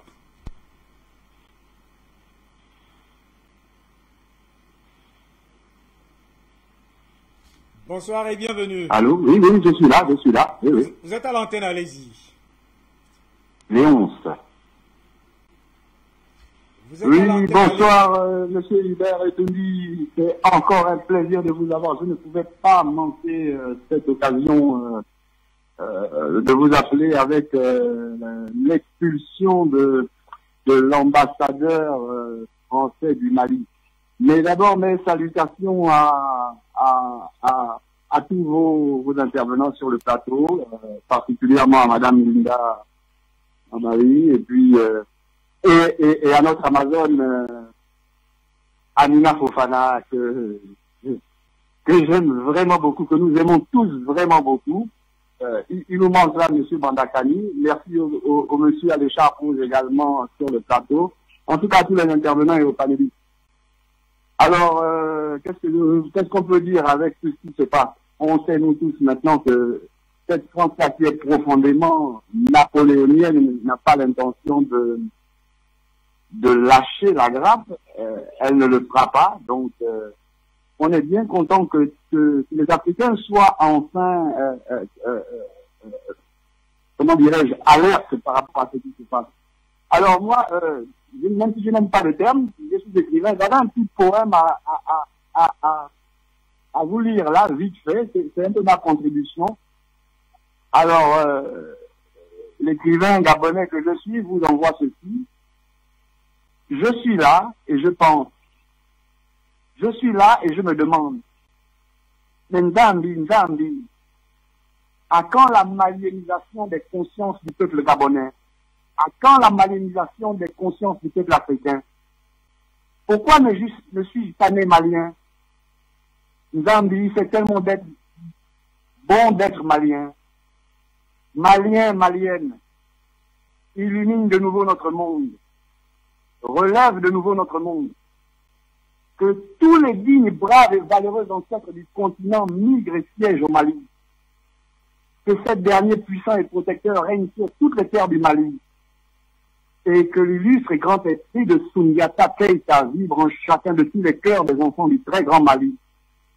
Dès maintenant et à jamais. Je suis là et je pense. Je suis là et je me demande. Et si ma famille et moi allions nous installer au Mali? Afrique Média, le monde s'est mis. Merci monsieur Hubert Tony et merci à tous les auditeurs. Merci pour monsieur le poète depuis le Gabon qui éradique comme ça pratiquement par sa poésie. Et revêt même Soundiata Keïta. En tout cas, on prend un dernier appelant pour revenir sur le plateau et aller vers la fin de cette édition. Monsieur, bonsoir. Bonsoir, très cher frère Hubert Tungi. Bonsoir les panélistes et bonsoir à nos sœurs. Merci, c'est Nazaire qui appelle depuis les États-Unis concernant le sujet de ce soir. Je voulais dire une chose. La guerre que la France est en train de mener contre le gouvernement malien, il faudrait que nous, peuple africain, puissions comprendre que cette guerre est contre nous, le peuple.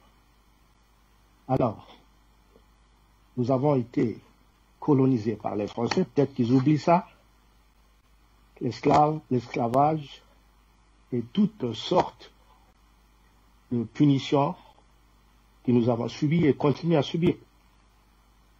Et aujourd'hui, nous sommes en train de nous libérer. Alors, ce que le Drian est en train de raconter, et si nous comprenons bien, et nous voyons très bien, la France a un système de gouvernement qui est resté le même. C'est comme une forme qui est toujours là. Que ce soit la droite qui vient au pouvoir, la gauche, ils suivent une même ligne. Alors le Drian, il a servi combien de gouvernements? Juste par ça, nous pouvons comprendre que c'est des truands. Donc, aujourd'hui que nos yeux sont ouverts, la jeunesse a changé, c'est plus 1980, 70, et c'est le 21e siècle. Je crois que cette guerre que la France nous a menée il y a longtemps est en train de la perdre. Mais soyons soudés. Et les nègres de maison, il faudrait que nous puissions les flasher, les découvrir et les emprisonner, car ils sont parmi nous qui cherchons la liberté de l'Afrique. Vraiment, merci à Afrique Média et de tout ce que vous êtes en train de faire et continuez, vraiment continuez. Et une chose que je voulais signaler, je serais peut-être hors sujet, mais ça, il faudrait que ça s'arrête, ce conflit qui est entre Cameroun et Côte d'Ivoire. Vraiment, nous avons un gros combat à mener. Les mini-mini là, il faut les laisser et soyons à la hauteur de ces choses que nous ne méritons pas. On a un grand combat à mener. Donc, merci Bertouni de m'avoir accordé la parole et que Dieu vous bénisse. Merci. Merci à vous, cher monsieur, pour les appelants. Vous êtes très nombreux. On ne peut pas vous prendre tous.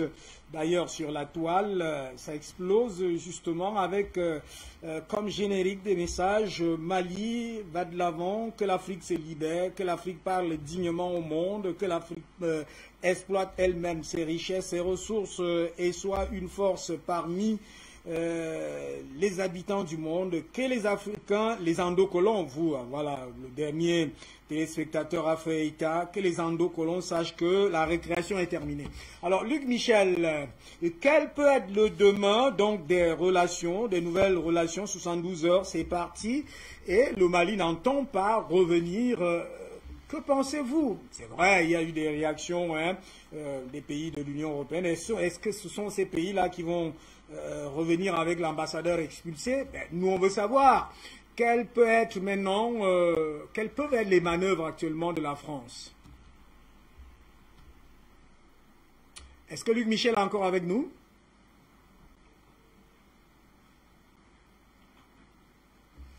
Ben voilà, on va peut-être en attendant que la connexion soit rétablie là-bas avec Luc Michel. Amina Fofana. Alors Amina Fofana, au-delà de cette arrivée de la délégation russe, des Russes au Mali pour le plan affaires, économie et autres, je rappelle d'ailleurs que Sergei Lavrov avait été clair, la Russie va accompagner le Mali jusqu'au Conseil de sécurité de l'Organisation des Nations Unies sans jamais tolérer une quelconque ingérence. Quelles peuvent être pour vous maintenant les réactions de la France? Et vous pouvez vous imaginer ce que la France va faire. Bon, l'ambassadeur arrive à Paris, il salue Yves Le Drian, Jean-Yves Le Drian. Bon, il le regarde face à face. À l'Élysée, qu'est-ce qui va se passer de ce côté? Franchement, la question, elle est trop bonne, elle me plaît beaucoup. Mais avant de la répondre, c'est pour elle que je vais l'oublier. Je dois remercier le poète d'abord qui a appelé et je lui demande de vous faire parvenir le poème, le beau poème qu'il vient de lire. Je salue tous les intervenants et je vais rassurer mon ami à bout d'Angleterre pour lui dire que l'argent, la monnaie, ce n'est pas un facteur de débat. La monnaie s'exécute. Voilà, la monnaie, on ne s'assoit pas pour dire faites ceci, faites cela. De toute façon, nous sommes en révolution et j'ai tout dit en disant que les accords coloniaux de la France, c'est ça, c'est dans ça que le Mali va sortir. Et le Mali va sortir totalement et définitivement, conquérir la liberté que nous avions avant. Et mieux encore, il n'y aura pas la langue, il n'y aura pas l'ambassade, il n'y aura pas le centre culturel, il n'y aura pas les multinationales, il n'y aura rien de tout ça. Donc, si je dis l'indépendance totale, ça veut dire que le Mali va choisir dorénavant ses partenaires et aller sur du partenariat gagnant-gagnant. D'accord, Monsieur Joël Meyer était une sorte de star ici. Il fait la pub d'une école française sur les panneaux publicitaires ici. À chaque fois qu'on passe devant ça, on avait mal au cœur. Et voilà, c'était une vedette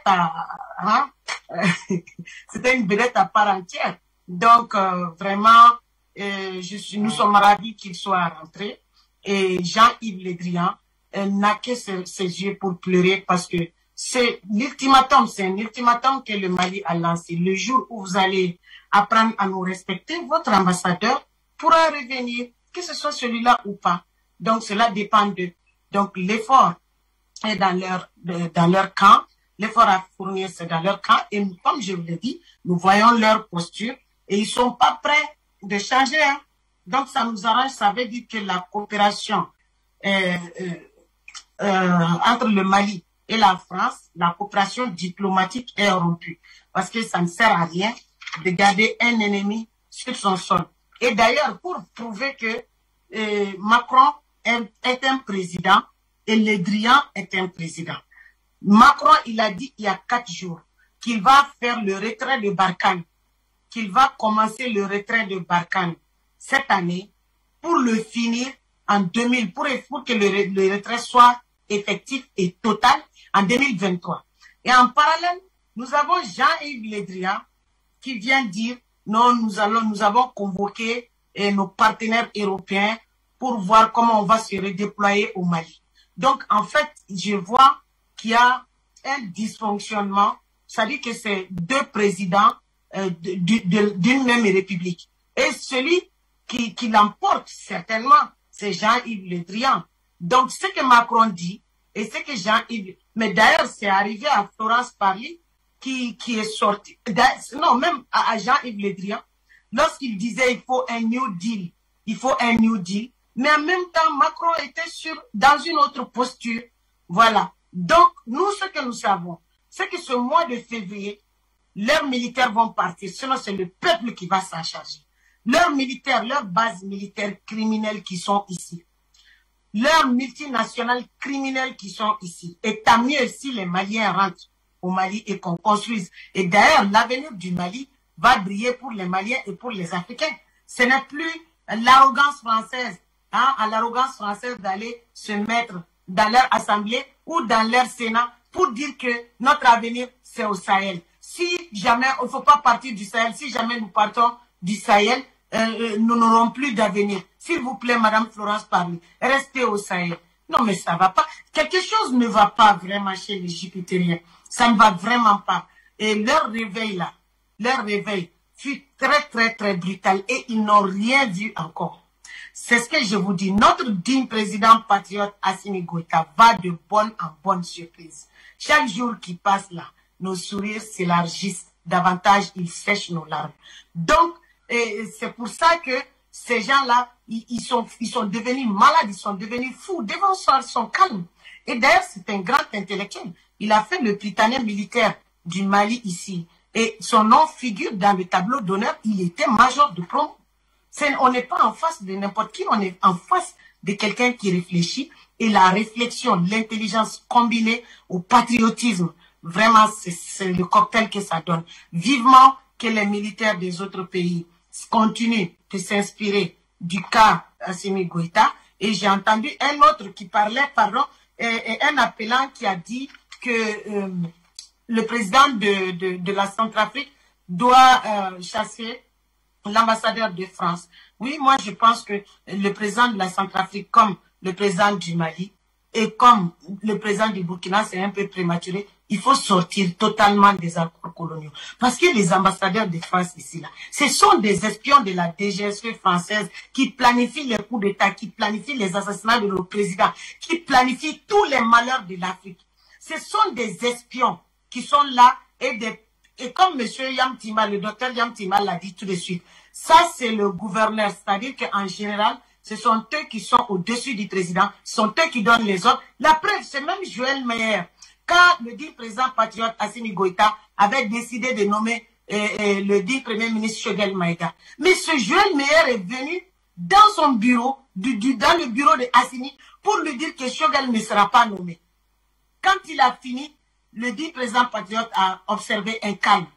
Quand il a observé le calme, le Joël Meyer, il a commencé à rougir comme une tomate. Il a compris que c'était brûlant. Alors il a dit, tu as fini?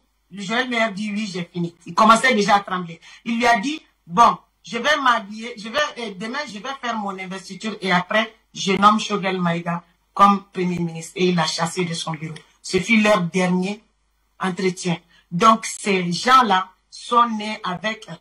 c'est-à-dire que leur État a été bâti sur du sang africain. Même leur palais de l'Élysée a été bâti avec de l'argent africain qui provenait de la Guinée. Mais alors que leur société a été bâtie sur la violence contre l'Afrique et par l'Afrique et en esclavage. Et pendant ce temps, le Mali a été bâti sur la démocratie de Modibo Keïta. C'est pour ça que vous voyez la conduite de dignité de nos dirigeants qui ont vraiment supporté la France jusqu'à un certain niveau. Mais quand ça en arrive à la souveraineté, à la dignité malienne, Joël Meyer, adieu. L'ambassade de France, adieu. Je rappelle que Yéréolé, d'ailleurs, tous les mouvements de révolution au Mali sont sur le qui-vive. Des réunions se tiennent chaque jour. La mobilisation est intense. Elle est d'ailleurs... elle tient lieu de la convocation et de la demande de la riposte issue de la déclaration du colonel chef d'État Assimi Goïta lors du Conseil des ministres après les sanctions de la CEDEAO. Donc, on sait que ce côté, c'est toujours le qui-vive. Luc Michel, vous me signalez que vous êtes là. Alors, Luc Michel, Vers quelle direction va aller maintenant la France dans cette affaire du Mali? La France, c'est une descente aux enfers, Luc Michel. Écoutez, la France va aller vers la radicalisation et elle fait une faute géopolitique. Elle pense qu'elle va isoler le Mali. Ça aurait marché il y a 5 ou 10 ans. Mais aujourd'hui, le Mali est appuyé sur un axe géopolitique qui est Alger, Moscou, Bamako. Les Français n'ont pas compris qu'ils sont en train eux-mêmes de donner le bâton pour les battre. C'est l'occasion de les dégager du Mali. C'est cela qu'il faut retenir de l'affaire. Mais le reste, évidemment, il ne faut pas s'attendre à une pacification.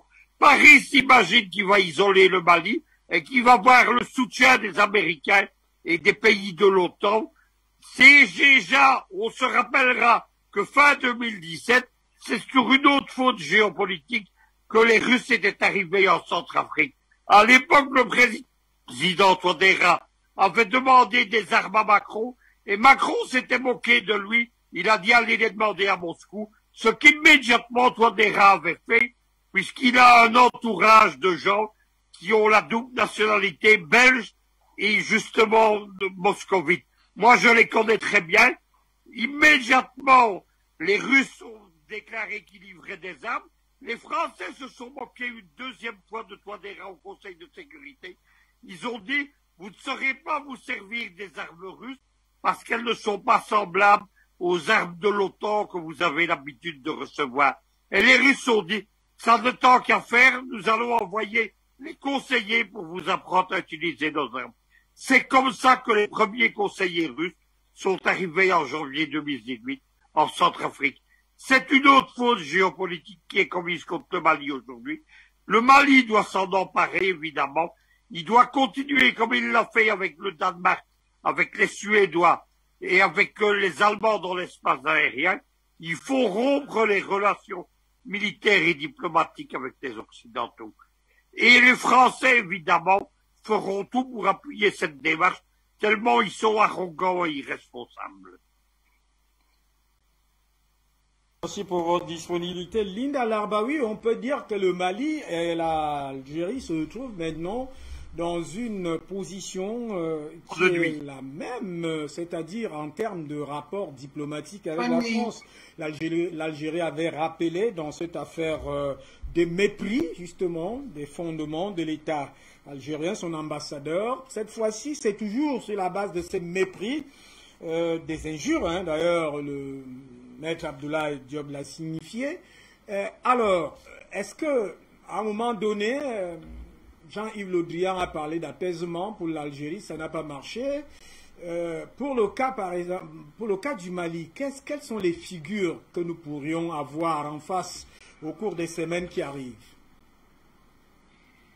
Il parlera un moment d'apaisement parce qu'il va remarquer que ça ne marche pas et que le Mali n'est pas isolé. Le Mali a des appuis, contrairement à ce qu'il essaye de dire et de faire comprendre. Parce que, encore une fois, aujourd'hui, le Français se demande qu'est-ce qu'on fiche là-bas. Donc, ce n'était qu'une réponse pour le Français, là, son discours. Ce n'était pas une réponse pour les Maliens, ni pour les Africains. Mais c'est pour ça que j'ai dit pourquoi il précise pas qui sont les autres. C'est ça. Donc, forcément, ils vont revenir vers le Mali avec beaucoup de douceur, parce que le Mali ne va pas se plier. Arriver où est-ce qu'ils en sont aujourd'hui, il n'y aura pas de marche arrière. Il y a une décision qui a été prise, nettoyer le Mali, et les Maliens iront jusqu'au bout. Et c'est quand la France comprendra ça, eh ben là, c'est la France qui fera marche arrière. Ça sera peut-être pas dans les médias. Hein. Je pense qu'il faut attendre quand même qu'on se rapproche du vote pour avoir plus d'éclaircissement par rapport à cette situation. Après, je veux rajouter quelque chose comme si ma sœur Amina a lu dans mes pensées, et c'est pour éclaircir un petit peu comment fonctionnent les ambassades de France. Le patron de la DGSE actuellement, c'est Bernard Hémier, et M-I-E. Vous pouvez vérifier ce que je vais dire, c'est très très grave. Cet homme-là était dans le cabinet d'Alain Juppé entre 1993 et 1995. C'est cet homme-là qui a géré l'opération turquoise au Rwanda. Donc le génocide rwandais, il connaît, puisque c'est l'un des principaux acteurs. On retrouve cet homme-là après comme ambassadeur au Liban. À quel moment? Au moment où on a tué l'Hariri. Et c'est suite à la mort de l'Hariri que la France a récupéré le port de Beyrouth. Donc, après ça, en 2014, et je pense que Luc Michel, il sait de quoi je parle, lui-même, il en a parlé. En 2014, il est nommé en Algérie comme ambassadeur pour préparer le printemps africain. Et il a été interpellé à l'époque par Monsieur Ramdan Amamra, qui est actuellement ministre des Affaires étrangères et qui s'est déplacé plusieurs fois au Mali. Et il a été interpellé par rapport à ce qu'il manigançait justement et que les Algériens avaient pris compte de toute cette manigance et qu'on voulait préparer et qu'on était en train de préparer un printemps arabe. Il est impliqué dans le Mali, il est impliqué dans les accords d'Alger pour essayer de diviser le Mali. Voilà le genre, et actuellement, je le redis encore, c'est le patron de la DGSE. Donc en 2017, quand les Algériens l'ont stoppé par rapport à toutes ces bêtises et ces conneries, il a été rappelé à Paris pour être à la tête de la DGSE. C'est ça les ambassadeurs qu'on nous envoie. Il y a effectivement tous ces gouverneurs, mais il y a ces espions et ces barbouzes. Ils ont un sale passé. Donc il faut faire attention à ça, et ce que le Mali a fait, c'est très très bien. J'espère que cette information servira et que la France fera marche arrière, parce qu'il est encore possible qu'il rebrousse le chemin pour essayer de travailler avec les Africains normalement. Pour finir, il n'y a pas plus illégitime que Macron comme président. En France, on ne vote plus pour quelqu'un, on vote contre quelqu'un. Donc les gens qui ont voté Macron, ils ont en réalité voté contre Le Pen. Donc Monsieur Assimi Goïta, c'est son peuple qui lui a demandé d'être là, et puis Macron, c'est son peuple pour ne pas avoir Marine Le Pen au pouvoir. Ils ont préféré l'avoir lui. Elle est là la différence entre les deux. Oui, je rappelle que vous êtes analyste politique, expert aussi sur des questions sécuritaires, et voilà pourquoi vous êtes très aguerri dans le renseignement. Merci pour votre contribution, d'Alvarez Goudjou. On sort de cette édition, on peut dire le demain des rapports diplomatiques entre le Mali et la France. On a vu Maître Abdoulaye Wade, très diplomate, il a dit, l'accord de principe doit être respecté, mais toutes les portes sont ouvertes, c'est-à-dire que le Mali n'a pas de problème avec la France, n'a pas de problème avec le peuple français. Ce que le Mali veut, c'est que le peuple malien soit respecté, que les autorités soient respectées. Oui, justement, et en dehors de cela, il y a quand même ce qu'un diplomate comme Le Drian ne devrait pas tenir comme propos à l'encontre d'un État qui sont en train de martyriser et de surexploiter depuis pratiquement des décennies. Mais ceci étant, l'occasion faisant le larron, moi je pense pour ma part que c'est une occasion en or pour le Mali de prendre disposition pour avoir sa propre monnaie. Car jusqu'à là, comme je le disais l'autre jour, Hubert, c'est inique, c'est cynique, c'est satanique que de prendre ce type de mesures. D'abord, le Mali a des difficultés économiques importantes et de suspendre, de saisir ses comptes, de pratiquement confisquer le peu d'argent qu'ils ont dans leurs différents comptes au niveau de la BCAO, c'est extrêmement satanique. Et justement, l'homme à un certain moment est dirigé par l'instinct de survie. Et dans le souci de faire survivre le peuple malien, je pense que les autorités devraient prendre les dispositions pour montrer bien à ces personnes à Paris qui sont capables et qui sont prêts à aller plus loin. Et comme je l'ai dit plus haut, même l'Algérie qui est aujourd'hui puissante était membre de la zone franc, elle en est sortie et se sent beaucoup mieux aujourd'hui. Et pour sortir, je suis de ceux qui pensent que beaucoup d'États africains devraient suivre l'exemple du Mali. Il est temps qu'on se fasse respecter. Les gens ne peuvent pas débarquer dans un pays comme ils veulent, quand ils veulent. Ils estiment qu'on n'a rien à dire. Là, ça ne peut plus se faire quand nous ne sommes plus à 500 ans plus tôt. Merci à vous d'Alvarez Goudjou. Ça, c'est... Vous prenez pratiquement la conclusion de cette édition, Yam Timba. On va un peu synthétiser pour dire que dans cette affaire, il y a l'affirmation de la souveraineté de manière incontestable. C'est évident. Je vous répète ce que j'ai dit préalablement. Le Mali vient de déclarer officiellement et enfin son indépendance. Parce que lorsque vous rompez le cordon ombilical, vous êtes né. Lorsque on coupe le cordon, vous êtes né, donc vous avez une vie autonome désormais. Et c'est ce que le Mali vient de faire. Ça se conforte avec vous continuez cet exemple que Amina Fofana a donné tout à l'heure, à propos de la nomination de Dr. Choguel Kokala. Bien sûr. Dès que j'ai entendu et lu par la suite le communiqué du gouvernement malien, j'ai compris que le Mali, dans la stratégie d'escalade dont nous parlons sur ce plateau depuis longtemps, eh bien, le Mali a enfin senti que le moment était venu de déclarer son indépendance. Maintenant, il reste que la question de la monnaie que soulève Dalmaris Goudiou, effectivement, on a craint, parce qu'on ne craint plus, on a craint un assèchement monétaire à un moment donné, parce que la France, au-delà du fait que la France a instrumentalisé, l'Europe a instrumentalisé toutes ces sanctions au niveau de la CEDEAO par rapport aux banques centrales et commerciales, mais nous savons également qu'il préparait le coup qui consistait à priver le Mali de masse monétaire.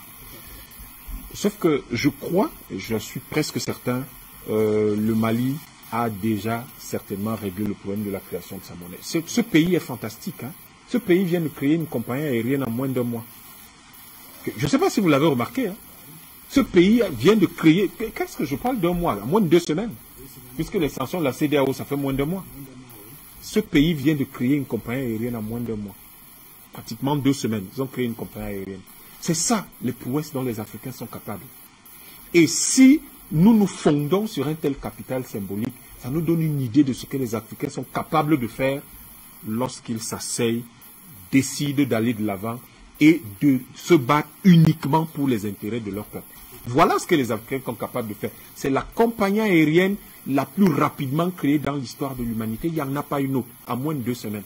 Une compagnie aérienne, un avion, des pilotes, tout ce qu'il faut, toute la paperasse, la compagnie aérienne est là. Donc je crois que le Mali va régler le problème de la monnaie. C'est un détail. Et ça va être réglé très rapidement parce que celui qui représentait d'ailleurs l'usage du franc CFA n'est plus là. Oui. Donc ça va être réglé. Et ces investisseurs et ces hommes d'affaires qui viennent, vous pensez que, à votre avis, qui fait partie de la délégation? Donc je crois que ce qui se passe aujourd'hui, je le répète, le Mali vient de chasser le gouverneur colonial français et c'est quelque chose de fantastique parce que au fond, le Mali devient là le premier pays en Afrique subsaharienne à être véritablement indépendant, en tout cas les pays d'Afrique francophone subsaharienne. C'est le premier à être vraiment indépendant. Il reste que il y a certains appels à ce que tout cela inspire les autres pays africains. Je pense que le débat qui est ouvert aujourd'hui en Afrique, les discussions qui ont lieu depuis une dizaine d'années, particulièrement depuis une quinzaine d'années, amènent les peuples africains à réfléchir dans ce sens. Donc, quelle que soit la forme sous laquelle les gouvernements vont changer dans ces pays-là, croyez-moi, ça se passera comme au Mali. Et je suis bien persuadé que le soutien dont jouit le Mali en Afrique, particulièrement de la part de la jeunesse africaine, exprime clairement pour tout le monde les attentes réelles et profondes de cette jeunesse africaine. Nous ne pouvons pas nous permettre, tout de même, soyons sérieux, nous ne pouvons pas nous permettre d'être tout le temps opposés les uns aux autres, parce que tout le temps, pour des intérêts, les intérêts d'autres pays. Les supposés djihadistes qui meurent là, ce sont des Maliens. Je ne suis pas sûr que le président malien est content de les voir mourir. Mais puisqu'ils ont vendu leur âme au diable et qu'ils veulent servir les intérêts des Français qui imprimeraient d'ailleurs, parce que beaucoup de gens on pense que si ces djihadistes-là sont soutenus, puisqu'ils ont quand même des francs CFA, ils sont toujours approvisionnés, on suppose qu'ils imprimeraient d'ailleurs en marge des commandes de la BCEAO des billets qui la France imprimerait. On suppose. Parce que rien n'explique que des gens qui sont censés vivre dans des zones aussi pauvres que aussi désertiques que pauvres du nord du Mali aient toujours les moyens de s'approvisionner. Comment font-ils? Où prennent-ils l'argent pour entretenir ces armées-là? Donc je pense qu'il doit y avoir un trafic de la masse monétaire du Mali, et ce sont des éléments, des choses sur lesquelles il faudra enquêter à un moment donné et pour lesquelles il faudra rendre compte au Mali et dédommager le Mali. Donc, je crois que nous sommes particulièrement contents aujourd'hui, en ces jours-ci, parce que le panafricanisme vient de marquer, d'avoir une victoire d'étape. Et cette victoire d'étape face à l'impérialisme, ne faisons pas la fine bouche. Nous devons féliciter Yirewolo et toute la jeunesse malienne. Nous devons féliciter toute la jeunesse africaine éparpillée à travers le monde qui se joint toujours à nous sur Afrique Média pour ce combat panafricain. Et nous rassurons nos compatriotes et nos frères en leur disant « nous gagnerons, nous vaincrons ». Parce que le temps de parole de la France et de l'Europe en Afrique est révolu. Désormais, nous parlons entre nous, nous trouvons les solutions et nous avançons. Merci à vous. La conclusion qui tient la mieux, c'est que le temps de parole en termes impérial, en termes colonial, en termes dictatorial, de la France au Mali est révolu. Dalvarez Boudjou l'a dit, vous l'avez dit, vous avez pratiquement arraché mes mots de conclusion. Et pour la situation en Guinée-Bissau, le point de presse est-il tenu? Non, j'ai juste une phrase du président Sissoko Omaro Embalo. Je vais bien, la situation a été maîtrisée, mais il y aurait eu beaucoup de morts, c'est ce qui est dit présentement.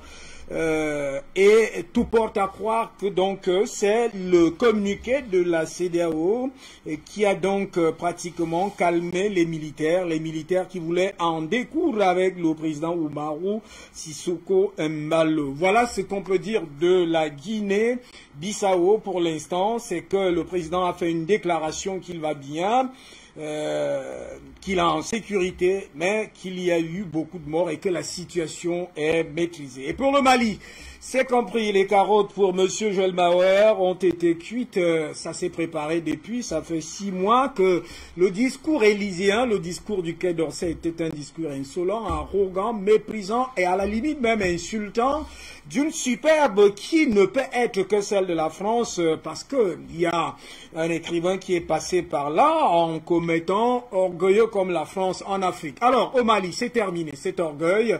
La récréation a été sifflée. Vous comprenez très bien qu'aujourd'hui, les endocolons qui pensent, il y a certains qui nous disent dans les discussions et dans certains débats, on ne s'amuse pas avec les intérêts français, comme si la France était le Dieu descendu du ciel et qu'en principe, il devait marcher sur les intérêts des autres peuples sans que ces peuples-là disent quelque chose. Cette fois-ci donc c'est terminé.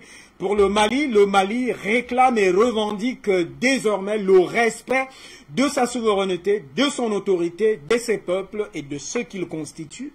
Et ce qui semble d'ailleurs être, pas semble être, ce qui est la lutte finale des panafricains engagés dans le néo-panafricanisme avec ces débats que nous avons engagés il y a 10 ans, plus de 10 ans aujourd'hui, on nous appelait les aboyeurs, mais beaucoup les ont récupérés. Ce que nous voulons, c'est la dignité de l'homme africain et de l'homme tout court. Madame, salut, monsieur, bonsoir.